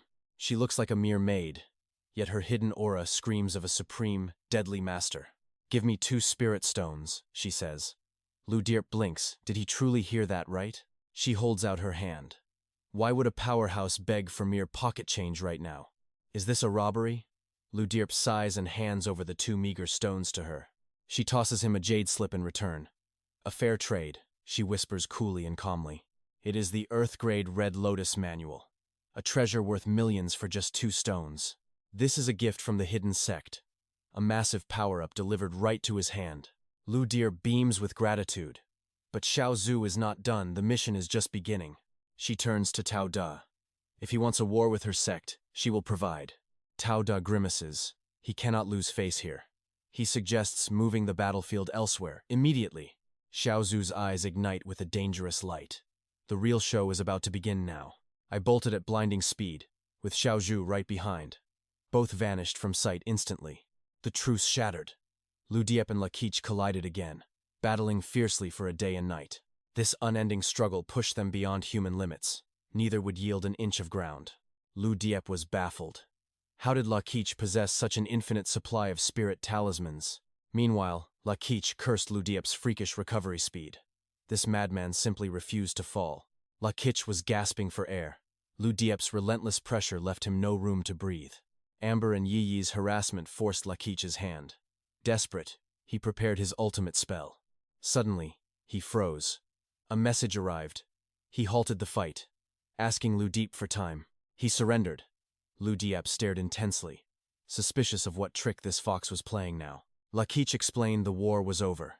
The 9-star sect had already conceded defeat. His contract was finished. Fighting 𝒂𝒏𝒆 now held no meaning or profit for him. 𝒂𝒏𝒆 didn't buy it. He lunged, but Lich's talismans formed a desperate, final shield. "Why so ruthless?" Lich cried. Killing him offered no reward in this ended conflict. With no time to argue, Lich summoned his great seal. 𝒂𝒏𝒆 narrowly evaded. A massive crater erupted, shaking the earth. Exhausted, Lich couldn't fuel the artifact again. Seizing the opening, 𝒂𝒏𝒆's blade kissed his neck. "What do you want?" Lich gasped. 𝒂𝒏𝒆 didn't want blood. He wanted compensation for this grueling, days-long marathon of death. He demanded the priceless Great Seal. Lich laughed. Giving that up meant fighting to the death. Lich stood firm. He would rather explode his own core than hand over his treasure. 𝒂𝒏𝒆 backed off. "Fine, but you started this. I need something for my troubles." Recognizing a true monster, Lich tossed his storage bag, an offering to a worthy foe. 𝒂𝒏𝒆 was stunned by the sudden generosity. This rival was actually quite an interesting fellow. Friends through combat. Lich asked for a name. "I am First Leaf," 𝒂𝒏𝒆 replied. "Until next time." Lich limped away, his battered body disappearing into the cave's depths. 𝒂𝒏𝒆 held his blade, but didn't strike. Lich's seal was still glowing, a final deterrent. Once the shadow faded, 𝒂𝒏𝒆 exhaled. This elite sect disciple was a true nightmare. 𝒂𝒏𝒆 realized the gap. Without his companions, he would have been buried right there. On paper, he won. In reality, he knew he was the one truly beaten. He thanked Yi and Amber. Without them, his journey would have ended in blood. Then, his vision blurred. Total exhaustion claimed him as he collapsed into a deep sleep. His battlefield mark buzzed, waking him. He groaned, his body screaming in protest and pain. A message from Sutian. His tone had changed. Respect earned through a legendary battle. News of 𝒂𝒏𝒆 defeating Lich had spread like wildfire through the entire sect. The mystical gate was throwing a massive victory feast. 𝒂𝒏𝒆 was the guest of honor. They pleaded for his attendance. But 𝒂𝒏𝒆, following his master's wisdom, coldly refused. "I am busy." He kept his distance. Fame was a poison he could not afford yet. He ignored the spam and opened Lich's bag. "Let us see the spoils of war." Surprise! The bag was not empty. It was overflowing with high-grade pills and rare treasures. 10 bottles of spirit, restoring elixir. He almost regretted not joining Lich's sect. Time for a status check. His battlefield mark glowed, revealing his skyrocketing growth and stats. Crimson Blood Sect. 29 apertures. 142 contribution points. A massive leap. He entered the canyon with 34 points. Now, he had gained over 100. What could these points buy? He hesitated to ask Su Tian and risk his secrets. He would wait. His seniors would know. For now, secrecy was his greatest weapon. Pulling out a new jade slip, he began to study. The path to godhood never rests. To reach the fourth realm, he needs more than power. He must unlock divine spells. Lacking pills for 45 points, 𝑍𝒔𝒄𝒆 decides to trade his precious spirit stones. He sends 251 spirit stones to Sothian for pills and vital supplies. Are you leaving the gorge? 𝑍𝒔𝒄𝒆 confirms his departure, ready for the next evolution. The trade is set for dawn. 𝑍𝒔𝒄𝒆 prepares, unaware of the shadows closing in. Does Amber know spells? He recalls the tiger's roar that shook the very air. During the last clash, Amber's roar acted as a shield, repelling the enemy's deadly strike. That sound didn't just rattle the foe. It vibrated through 𝑍𝒔𝒄𝒆's own soul. 𝑦𝒌 asks the tiger about its hidden arts. Amber let out a low, mysterious rumble. It's a no.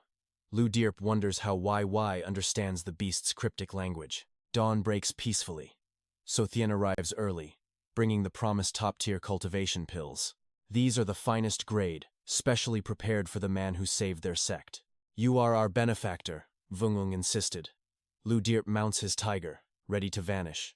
No need for formal thanks, 𝑍𝒔𝒄𝒆 says, disappearing into the mist with his companions. As they leave the gorge, a chilling shift occurs back at the 𝑍𝒂𝒄𝒆 base. The air grows heavy. 𝒂𝒂 stands ready, hand gripping his sword in silent fury. The tiger of the mountain has left, Sothian reports. The atmosphere turns suffocatingly tense. Good. Now, fall into line. 𝒂𝒂's command signals the start of a bloody storm. Why start a war now? Suddenly, 𝒂𝒂 drops a bombshell. A hunter is coming. Dong Thuk Dar of the 9-star sect is already tracking 𝑍𝒔𝒄𝒆 to kill him. How did the enemy know? A cold gaze falls upon the crowd, searching for betrayal. Thark Tuan, do you have something to confess? The traitor's face turns ghostly pale. Mercy. I won't do it again. But mercy is a luxury the sect leader lacks. A flash of steel, and the traitor's head rolls.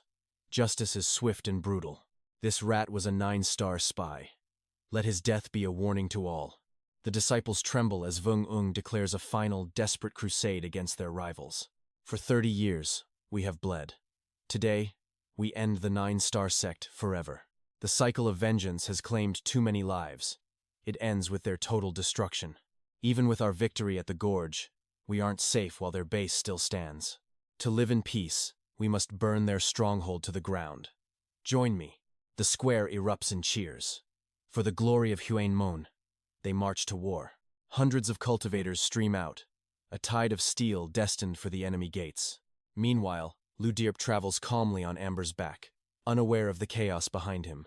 They reach the forest, seeking rest. But 𝑍𝒔𝒄𝒆's battlefield mark suddenly pulses with light. A message from Sothian arrives. As he reads, his blood turns to ice. Run, Amber, now! An elite assassin is closing in on our position at high speed. The tiger lunges forward, nearly throwing 𝑍𝒔𝒄𝒆 off as they race against death. Who is it? 𝑦𝒌 asks. A 7th stage expert named Dong Thuk Dar, he replies. The 9-star sect's hatred is deep. They've sent a monster to claim his life. At his current level, a 7th stage master is an unstoppable force of nature. Another message flashes. Hold on. We are attacking their base to draw him back. If we hit their home hard enough, the hunter will be forced to retreat. Why? 𝑦𝒌 is terrified. How did they find us so quickly after we left? Only those within the 𝒂𝒄𝒆 knew our path. A shadow of doubt lingers. Is this a rescue or a trap? 𝑍𝒔𝒄𝒆 can only run as destiny unfolds. The simultaneous attacks felt far too convenient. Liu Ye realized he was a mere pawn in a larger game. A sudden chill raced down his spine. Turning back, he saw a terrifying streak of light closing in. It was Dong Shuye. Liu Ye gasped in shock. How could this monster possibly be flying? Was he some kind of superhuman? 𝒂𝒄𝒆 sprinted desperately, but outrunning a flyer seemed impossible. Suddenly, Dong Shuye dived toward the earth. After a moment, Liu Ye realized the truth. He wasn't flying but gliding across the ground. Each leap covered hundreds of feet with ease. He was far faster than 𝒂𝒄𝒆. Liu Ye gritted his teeth, searching for a narrow path to survival. The distance vanished rapidly. If this continued, Dong Shuye would be upon them in seconds. Liu Ye grabbed a haste talisman, flooding it with spiritual energy before slapping it onto 𝑻𝒓𝒆. Radiant light enveloped the tiger's paws, granting a sudden, powerful surge of momentum. Their speed exploded. It wouldn't end the chase, but it bought them a few precious moments. Dong Shuye's eyes burned with murderous fury. Failing to protect the young sect leader was a death sentence. If he didn't bring back the killer's head, the sect's wrath would surely destroy him. As the shadow loomed closer, Liu Ye roared out, "Xuan Men has launched a full assault on your camp." Having been betrayed by Xuan Men, Liu Ye saw no reason to keep their secrets anymore. In this life-or-death struggle, every second gained was a chance to overturn his fate. Dong Shuye wavered for a heartbeat before screaming, "Lies! Your deceptive words won't save you." Flames ignited in his palms. Volley after volley of blazing fireballs rained down upon them. 𝑻𝒓𝒆 weaved through the inferno. Liu Ye urged his companion on, screaming for more speed. A massive sphere of flame nearly scorched the tiger's tail, sending sparks flying everywhere. The searing heat blasted Liu Ye's face. He thanked the heavens these massive attacks lacked true speed. But his relief was short-lived. His expression shifted as the fireballs suddenly defied gravity. They veered mid-air, homing in on their targets. Dong Shuye was manipulating the spells. Liu Ye commanded Yi to hide inside 𝑻𝒓𝒆. A giant fireball accelerated with terrifying force. Drawing a deep breath, Liu Ye poured his total spiritual reserve into a massive warding shield. The collision was cataclysmic. That single defensive maneuver drained 30% of his total energy.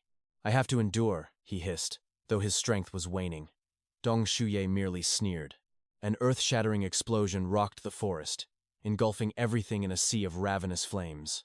Dong Shuye landed amidst the embers, his cold eyes searching for Liu Ye's charred remains. His killing intent spiked.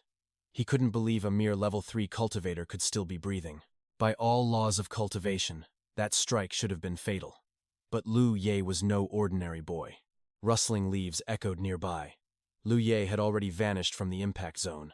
Seeing 𝑻𝒓𝒆's bloody tracks, Dong Shuye knew the boy was severely wounded and vulnerable. Just as he prepared to strike, a flash from his battlefield imprint stopped him cold. "Wang Yang is leading 600 cultivators toward our base. Senior, return to us immediately." Normally, Dong Shuye would have retreated instantly, but his prey was right there. He stood at a crossroads of destiny. After a tense silence, he sent a frantic reply.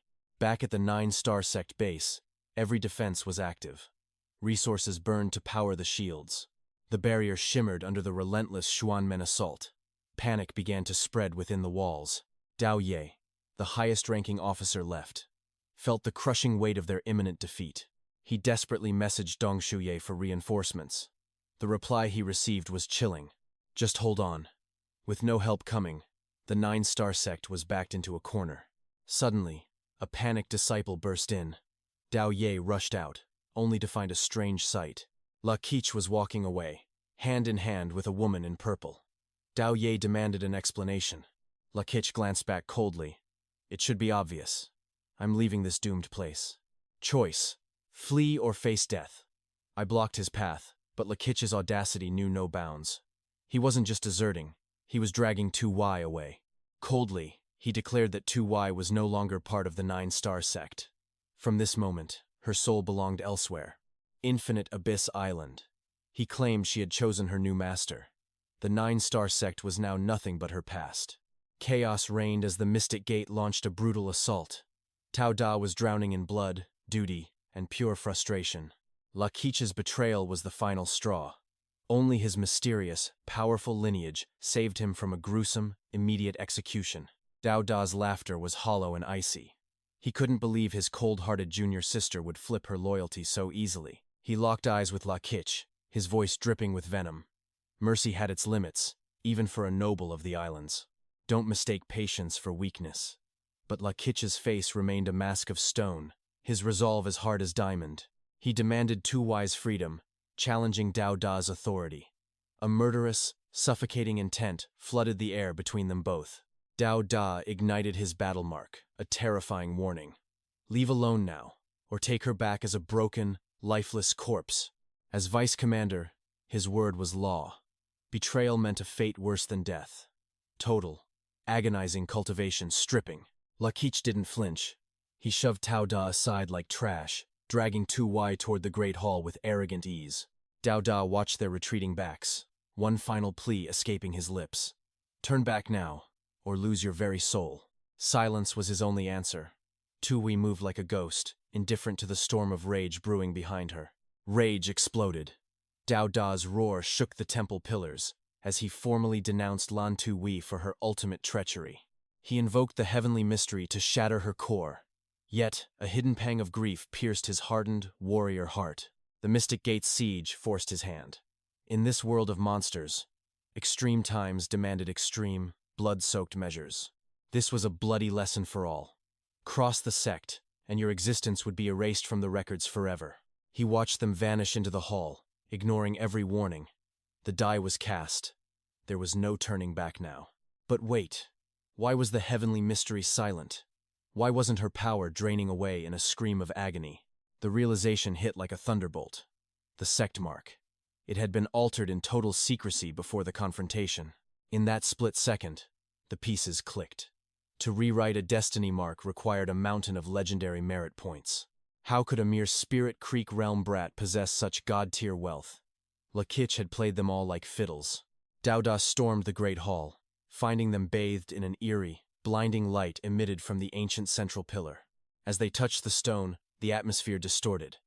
A primal, evolution-triggering power was awakening around their very bodies. 𝒔𝒄𝒆𝒆's warning chilled his blood. Leave this place now, or be swallowed by the coming, world-ending apocalypse. Suddenly, the earth groaned and shattered. Outside the barrier, a shadow loomed, the Mystic Gate's most terrifying secret weapon. Little Ju hovered like a vengeful deity, her hands weaving a forbidden, soul-shattering technique against the sect's defenses. 5 colossal dragons erupted from her palms, drilling into the shield with the force of 1,000 falling stars. This wasn't mere skill. It was a power far beyond her realm, a relic flowing from the ancient, forbidden inner circle. A divine talisman. Dao Da gasped, wondering how a mere girl could wield such a legendary, god-tier artifact. Was it Wang Yang's doing? No. Even that monster hadn't reached the sacred lands to obtain such a prize. The barrier screamed under the onslaught. The 9-star sect was now a glass house under a titan's hammer. Despair tasted like ash. Dao Da finally understood why 𝒔𝒄𝒆𝒆 had fled like a rat from a sinking ship. 𝑍𝒔𝒄𝒆𝒆's Island's wisdom had seen the end, before it began. They were all just lambs, waiting for the slaughter. Their only hope, Wang Yang, was miles away, hunting a nobody named 𝒔𝒄𝒆𝒄𝒆 in a blind fit of rage. The shield shattered. Dao Da's voice cracked as he ordered a desperate, final retreat into the gathering shadows. The sky fell. As the barrier disintegrated, little Zhu plummeted from the clouds, her divine life force completely spent. Wang Yang caught her, his blade thirsting for souls. Kill them all. Leave not a single disciple breathing today. Deep in the forest, 𝒔𝒄𝒆𝒄𝒆 was running out of time. The apex predator was closing in for the kill. The gap was closing. 𝒔𝒄𝒆𝒄𝒆 looked at his companions, Amber and Yi, making a heartbreaking, final choice. He would be the bait. If he stayed, they all died. Alone, they might just survive this inevitable nightmare. He felt the chilling, killing intent of a level 7 master. Dong Shuye was right behind him, smiling. His mana was a flickering candle. One final shield, one final chance to defy his certain, bloody fate. 𝒔𝒄𝒆𝒄𝒆 unsheathed his blade, his eyes burning with the defiance of a man destined for godhood. Facing his end, he chose a death of honor over a short life. Dong Shuye roared in pursuit, his eyes burning with murderous rage. "Brat, you're trapped. Die now, and I'll make it quick," he screamed. 𝒔𝒄𝒆𝒄𝒆 heard the thunderous roar of water and pivoted toward the cliff. A massive waterfall appeared, shimmering under the sun. 𝒔𝒄𝒆𝒄𝒆 took the leap. "Where do you think you're going?" Dong roared, striking with his golden hoop. The blow shattered 𝒔𝒄𝒆𝒄𝒆's back as he plummeted into the deep abyss. Dong hovered above, raining down lethal spells on the impact zone. Blood and organs bubbled up. Success seemed certain for the 9-star sect. Suddenly, a message flashed. "Critical emergency. Return at once." His expression froze. The Huyan forces were invading. Their base was under heavy siege. He expected them to hold for days. But the situation had turned dire. Forced to retreat, Dong vanished. Later, a mangled 𝒔𝒄𝒆𝒄𝒆 surfaced for air. He rose amidst carnage. Luckily, those scattered remains weren't even his. A fallen comrade's body had fooled his pursuer. 𝒔𝒄𝒆𝒄𝒆 floated, barely breathing. "Sorry, brother," he whispered to the dead.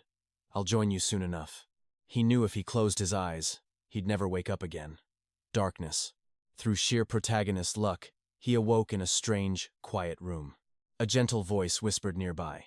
A beautiful healer named Hoatu appeared. "Your breathing changed," she noted. "Vigilance is the mark of a survivor. But if I wanted you dead, you'd be long gone by now." Liu Ye channeled his remaining spirit. A brilliant blue light glowed forth. "An ally, then?" She smiled. Relief finally washed over his tired soul. "And if I were an enemy?" he joked. Her eyes glinted dangerously. "Don't test me," she warned. "Now, strip. I need to see everything." Liu Ye blushed hard. "I'm injured. Shouldn't we wait for another time?" She didn't wait, stripping him bare as he cried out in embarrassment. "This will hurt," she whispered, touching his torn and bloody back. A scream pierced the air. Liu Ye realized he had misunderstood her completely. The green ointment burned like liquid fire. He trembled in absolute agony. "Rest for a month," she laughed. "You'll be applying this every day." Warm energy surged through his spine, finally easing the crushing pain. "Don't move," she commanded. "Your recovery depends on your absolute stillness." "Wood element spirit power?" he asked. "Are you a medical cultivator?" She nodded. "Do you have a grudge? Or was it a mage?" Since entering the battlefield, mages had treated him like a stray dog. "A powerful mage did this," she observed. "You're lucky to be alive." His last strength saved him via defense runes. This woman was truly skilled. "Thank Lin Nok," she said. "She's the one who brought you back." A young girl entered then, carrying a steaming bowl of dark liquid. Liu Ye bowed in gratitude and reached for the medicine with shaking hands. A foul, pungent stench hit him. "Is this actually for humans?" Lin Nok giggled. "You have to finish every last drop, big brother." He stared at the sludge. They wouldn't save him just to poison him. Bitter medicine for a legendary comeback. He closed his eyes and drank. One gulp and his face twists. That single dose of medicine nearly sends Liu Ye to the gates of hell. He gags, but Huaqi's sharp glare freezes him. Ling Yu, terrified, forces the remaining bitter dregs down his throat. "Drink it all, or face her wrath," she warns. When Huaqi gets angry, even the heavens themselves start trembling. Liu Ye can't escape. He swallows it back. Treatment ends, and his bandages are set. The healer's work is done. Ling Yu retreats instantly. Huaqi extends her hand toward Liu Ye. "That's today's bill. 10 spirit stones, please." Liu Ye stares in shock. "A fee?" Huaqi smiles. "Those herbs and her precious spiritual energy aren't free," she explains calmly. "To recover her power, she needs spirit stones. Business is business in this cruel cultivation world. 10 stones total for 2 days. A sect disciple like you wouldn't dare play me for a fool, right?" Liu Ye stays silent. Her logic is cold but fair. They are strangers, and she spent effort mending his soul. He owes her, but his bags are empty. He offers spirit pills instead. Huaqi nods, her hand still waiting. "Market rate then, 10 pills. Once paid, her smile turns radiant. "Thanks for the business. Do come back again." Liu Ye shudders. He watches her leave, praying he never needs her again. His heart turns to Yi and Amber. He must heal. Fast. Under the moon, he trains with his blade, pushing his body despite the agonizing wounds. Ling Yu watches him grind. "Stop before you bleed out. If your wounds reopen, Huaqi will truly be furious." He rests briefly then, continues. His evolution depends on this. Ling Yu invites him to join their rogue society. Through their talk, he learns this place was once a grand sect. Ruins are common across the battlefield. These ruins house those without homes. Slowly, Huaqi became their core, building a sanctuary for all rogue cultivators. They help each other survive this brutal war zone. No wonder everyone treats the greedy healer with such deep respect. To Ling Yu, Huaqi is a goddess. She saved our lives. Without her, we'd all be rotting corpses by now.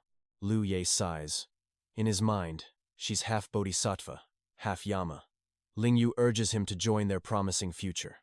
But Liu Ye isn't a rogue. He belongs to the Crimson Blood sect. He must find his true home elsewhere. He declines politely. Suddenly, Huaqi appears. She walks with a dignified grace that hides her true, predatory nature. "He's healing too fast," she grumbles softly. "How will I squeeze more spirit pills out of him at this rate?" My ears still work. Lu Ye snaps. He's finally seeing the truth. This beauty is a total, unrepentant money grubber. Every day she demands payment, acting as if he'd run. Then she smiles. Tonight, the real treatment begins. Lu Ye is stunned. The previous days didn't count? She laughs. That was just the preparation. Don't worry, honey. I'll heal you completely. No side effects. Now, go bathe and wait for me. Lu Ye feels a cold sweat. Is she just a profiteer? Inside the room, he sits shirtless. Hua Qi's soft hands begin to roam over his chest. You're recovering at a monstrous speed, she whispers. Are you sure you don't want to become a rogue cultivator? Lu Ye has zero interest. I'd rather be the one striking than the one being hit. That's his path. She notes his abundant vitality. Lu Ye suspects it's his massive appetite or perhaps the hidden power within his veins. Smart boy, she giggles. Excessive flesh isn't always good. In our world, those are just resources to be harvested. What do you mean? She explains that meaty cultivators are body cultivators. Lu Ye finds the term quite amusing. And what about healers? She smiles. People call for their mothers when they're in pain. We are the mothers. Her saintly facade crumbles in his eyes. She looks sinister. He's being touched by a beauty, yet he feels hunted. Within that room, the air grows heavy. Lu Ye sits shirtless, heart racing as Hua Qi's fingers trace his skin.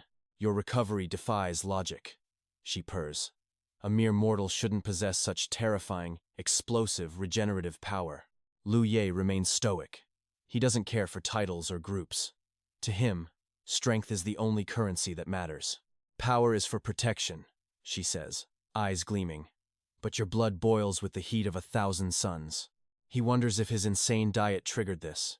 Every meal feels like fuel for an internal, divine engine. Hua Qi laughs, a sound both sweet and chilling. Eat well, for you are the ultimate prize for any predator. The term body cultivator sticks in his mind. A path of iron and blood. A path for the invincible. He asks about her own path. She claims to be a mother to the suffering. A healer's divine, holy duty. But Lu Ye sees the greed behind the grace. Her mask of kindness is thin, hiding a cunning, masterful dealer. As her touch lingers, Lu Ye realizes he's no longer just a patient. He's a masterpiece in the making. The young man couldn't help but wonder if she was healing him or just playing with his chest. She pulled her hand back quickly, admitting the sensation wasn't bad before regaining her serious composure. Facing Lu Ye, she declared it was time to begin as her fingertip glowed with vibrant spirit energy. Lu Ye let out a sharp groan as she warned him the treatment would be agonizingly painful. Do not make strange sounds, she warned. The walls are thin, and people will surely misunderstand. Lu Ye blushed with rage, certain she was teasing him, but he steeled himself for the coming pain. Hua Qi playfully stuck out her tongue, telling him to stay still and be a good boy. As the energy flowed, Lu Ye's body trembled uncontrollably, while he stifled low, pained groans. Drenched in sweat from the effort, she explained that he was suffering from a lethal fire poison. This poison threatened to invade his spiritual apertures, potentially crippling his future cultivation forever. Lu Ye felt a wave of relief and thanked her, but she sighed with a look of regret. She muttered that he would recover in less than 10 days, and Lu Ye glared at her. She laughed, admitting her true thoughts had slipped, but reassured him he was her best customer. She demanded 10 spirit pills as payment, and Lu Ye handed them over with a heavy heart. He felt like a helpless sheep being sheared, while she mocked his surprisingly deep pockets. Rich people are so enviable, she teased, noting how easily he spent his hard-earned resources. When he asked for the pills back, she nimbly dodged and told him to get some rest. She strolled away, leaving the door wide open as Lu Ye shouted in absolute frustration. Close the door, he yelled, fearing her antics would kill him before his wounds ever healed. Every night, Hua Qi returned to treat him, and slowly his strength began to return. One evening, she barged in without knocking, startling Lu Ye in the middle of his training session. She wondered why he never left his room, then mentioned the 9-star sect's recent downfall. The nearby hidden gate had seized their territory, news that didn't surprise Lu Ye at all. He knew the hidden gate's victory was planned, yet he noticed Hua Qi seemed strangely unhappy. An 8th-grade sect falling to a 9th-grade one was a humiliation heard across the battlefield. The hidden gate had slaughtered many disciples and burned the entire enemy base to ashes. Lu Ye mused that they were truly ruthless, destroying everything just for a bit of loot. Hua Qi added that after this victory, the hidden gate would surely rise to the 8th grade. Lu Ye was genuinely surprised, unaware that sects even had formal grade and rank evaluations.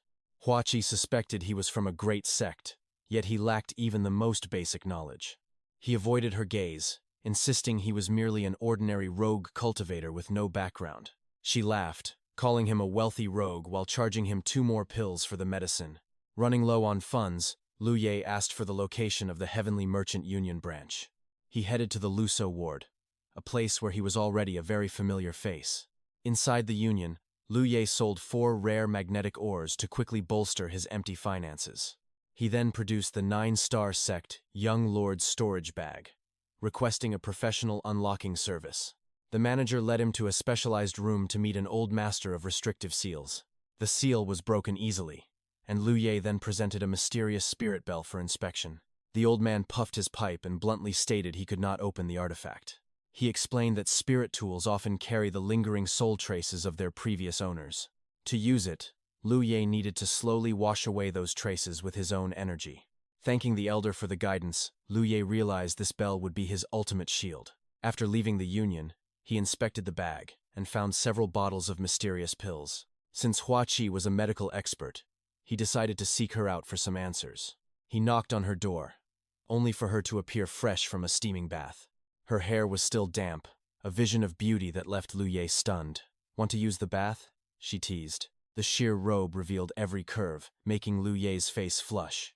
Blood nearly sprayed as he looked away, stammering. He held out several spirit pills for appraisal. Smirking, she let him in. Lu Ye stood frozen like a statue. Does she think I'm invisible? Or just not a man, he wondered. Luckily, his iron will held firm today. Hua Qi examined a bottle closely. 5 poison pills, she warned. Lethal for anyone below the 5th stage. 1 dose means death or madness. She picked up another. The aperture-piercing pill. Truly a sinister, wicked medicine. It targets spiritual apertures with absolute cruelty. One by one, she identified the lethal poisons Lu Ye had collected. Lu Ye was impressed by her vast knowledge. But as she grabbed the final bottle, her expression suddenly shifted. Lu Ye wondered if it was a rare treasure. Hua Qi hesitated, then uncorked the strange pink elixir to sniff. The bottle crashed to the floor. Hua Qi's vision blurred as she staggered, desperately clutching the table for balance. Lu Ye panicked, unsure what happened. Hua Qi collapsed, her face burning with a deep, unnatural crimson glow. She glared at Lu Ye, accusing him of poisoning her. Lu Ye finally realized the truth of that pink pill. He stammered an explanation. Who knew a sect young master would carry such a special and dangerous aphrodisiac? Hua Qi went completely limp, falling silent. Lu Ye felt a cold sweat. This was an accidental disaster. Looking at her unconscious form, he gulped hard. He had to stay calm. He never intended for this. He checked her pulse. She was only fainted. He gently carried her to bed, heart racing like a drum. I've got to run before she kills me. He bolted, his footsteps echoing as he fled the scene in panic. Once the coast was clear, Hua Qi opened her eyes and giggled. That pink mist was no match for her. As a 5th stage healer, she'd never fall for such a trick. She just wanted to test Lu Ye's character. 2 weeks later, Lu Ye's wounds had fully healed. It was time to find his loyal companions, Hu Po and Yi Yi. He returned to the waterfall where they jumped. While scouting, a figure suddenly erupted from the lake's depths. Lu Ye jumped, thinking it was a water demon. The stranger surfaced, instantly drawing a weapon in cold suspicion. Are you here for the treasure too? Back off. Lu Ye raised his hands. I'm only looking for a friend. Lu Ye recognized him, the man who nearly died in his place. Clearly, something valuable lay hidden beneath the waves. Near the shore, Lu Ye found a familiar clump of white fur. His heart sank. It belonged to Hu Po.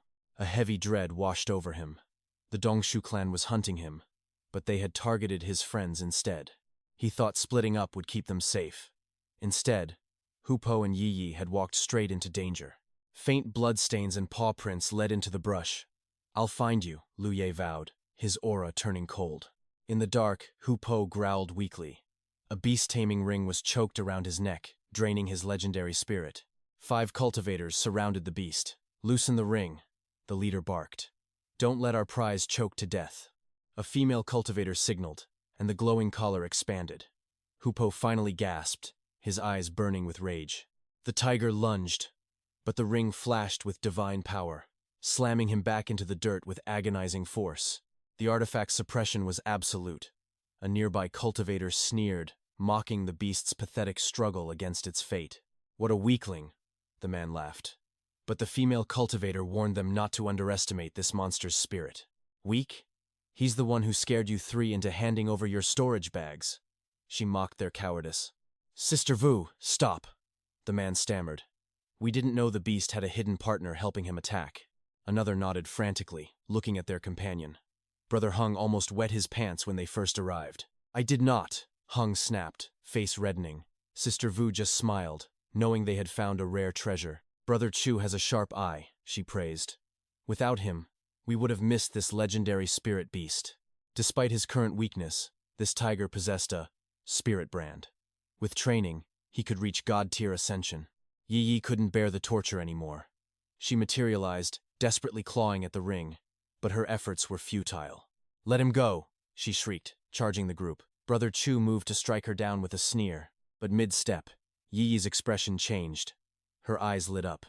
She felt a powerful, familiar presence nearby. She instantly retreated back into 𝒂𝒄𝒆's body. Chu thought he scared her off, completely unaware of the threat. Suddenly, the light on the beast-taming ring flickered and dimmed. The predator's real master had finally arrived. The female cultivator turned pale, frozen in terror as their eyes met. Senior Brother Chu, help! Lu Ye pressed his cold blade against her spine. These poachers were hunting sacred beasts. His rage was absolute. Follow me, or he dies, Lu Ye threatened. Chu roared back. Let my junior sister go, you bastard. Lu Ye calculated his odds against a level 5 Spirit Creek master. Killing members of the Heavenly Alliance was risky, but these three fools didn't realize the danger. Release her now, or the Cloud Mountain sect will hunt you. Chu cursed at his own idiot companion. Shut up, you moron. Stay quiet, he screamed in frustration. Lu Ye realized Cloud Mountain was just a bottom-tier sect of the Thousand Demon Ridge.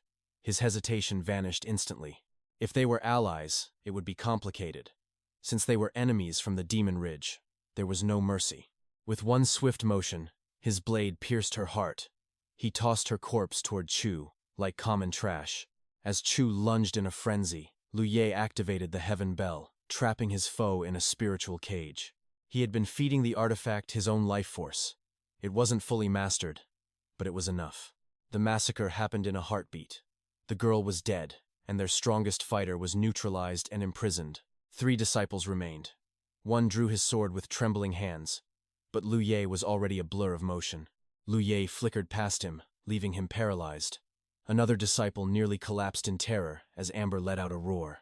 Junior Brother Hung tried to intervene, but Amber's massive paw pinned him to the dirt like an insect.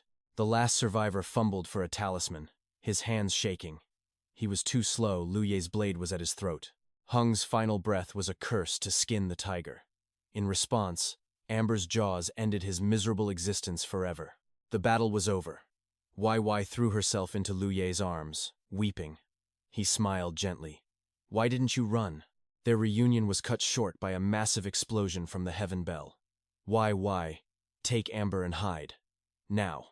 Wai didn't hesitate and obeyed immediately. Inside the bell, the level 5 Chu was unleashing a suicidal strike. The artifact couldn't hold him forever. If Lu Ye didn't recall it, the bell would surely shatter into pieces. The moment the cage vanished, a blinding swordlight lunged at Lu Ye's throat. The real duel had begun. The impact sent Lu Ye reeling. Chu seized the moment, unleashing a relentless storm of sword strikes and steel. At this rate, Lu Ye would lose. He ignited his remaining spiritual reserves, swinging his saber with demonic ferocity. Blades clashed and blood sprayed. Both warriors were forced back, their breathing heavy as the ground turned red. Chu couldn't believe this brat was still standing. Lu Ye took 3 hits to the chest, but his defense held. Is that all you've got? Lu Ye spat, challenging Chu to see who would break first in this hell. You arrogant brat, Chu screamed, slapping a golden body talisman on himself before charging like a madman. Lu Ye met the charge. metal bit into flesh in a chaotic symphony of violence and desperate survival. Chu left an opening, and Lu Ye's saber sliced through his thigh. The senior brother stumbled, his balance shattered. Lu Ye raised his blade for the kill. Chu desperately lunged for Lu Ye's old chest wound, hoping for a trade. Ignoring the agony, Lu Ye slammed his heavy hilt into Chu's skull, making the man cough up mouthfuls of blood. Sensing his end, Chu prostrated himself, begging for life. But as Lu Ye lowered his guard, Chu lunged again. Lu Ye was ready. He crushed Chu's mangled leg under his boot, ignoring the man's pathetic, agonizing screams. Lu Ye's eyes burned with divine fury. His saber glowed with a blinding light, targeting Chu's shattered pride and weapon. The senior brother couldn't react. His sword snapped in two, shards embedding themselves 8 meters away in the trees. Stripped of his weapon and his will, Chu stared helplessly as the executioner's blade descended for the final time. A head rolled away from a lifeless torso. Lu Ye stood in a pool of blood, his face deathly pale. Wai's cries broke the silence. She rode Amber toward him, but Lu Ye's blade was still raised in reflex. His tired eyes finally recognized her. The tension snapped, and the heavy saber slipped from his trembling, bloodied grip. "It's finally over," he wheezed. With the victory secured, his world went dark, and he collapsed to the earth. Wai frantically searched his bags for healing pills, her small hands shaking as she fed them to him. His condition was critical. Deep gashes and internal damage covered his body from head to toe, a truly horrific sight. "Don't die on me," Wai pleaded through her tears. "We just reunited. You can't leave us like this." Lu Ye struggled to speak. "We have to leave. The blood, it will bring others. Move. Now. Conserve your remaining breath." "Where should we go?"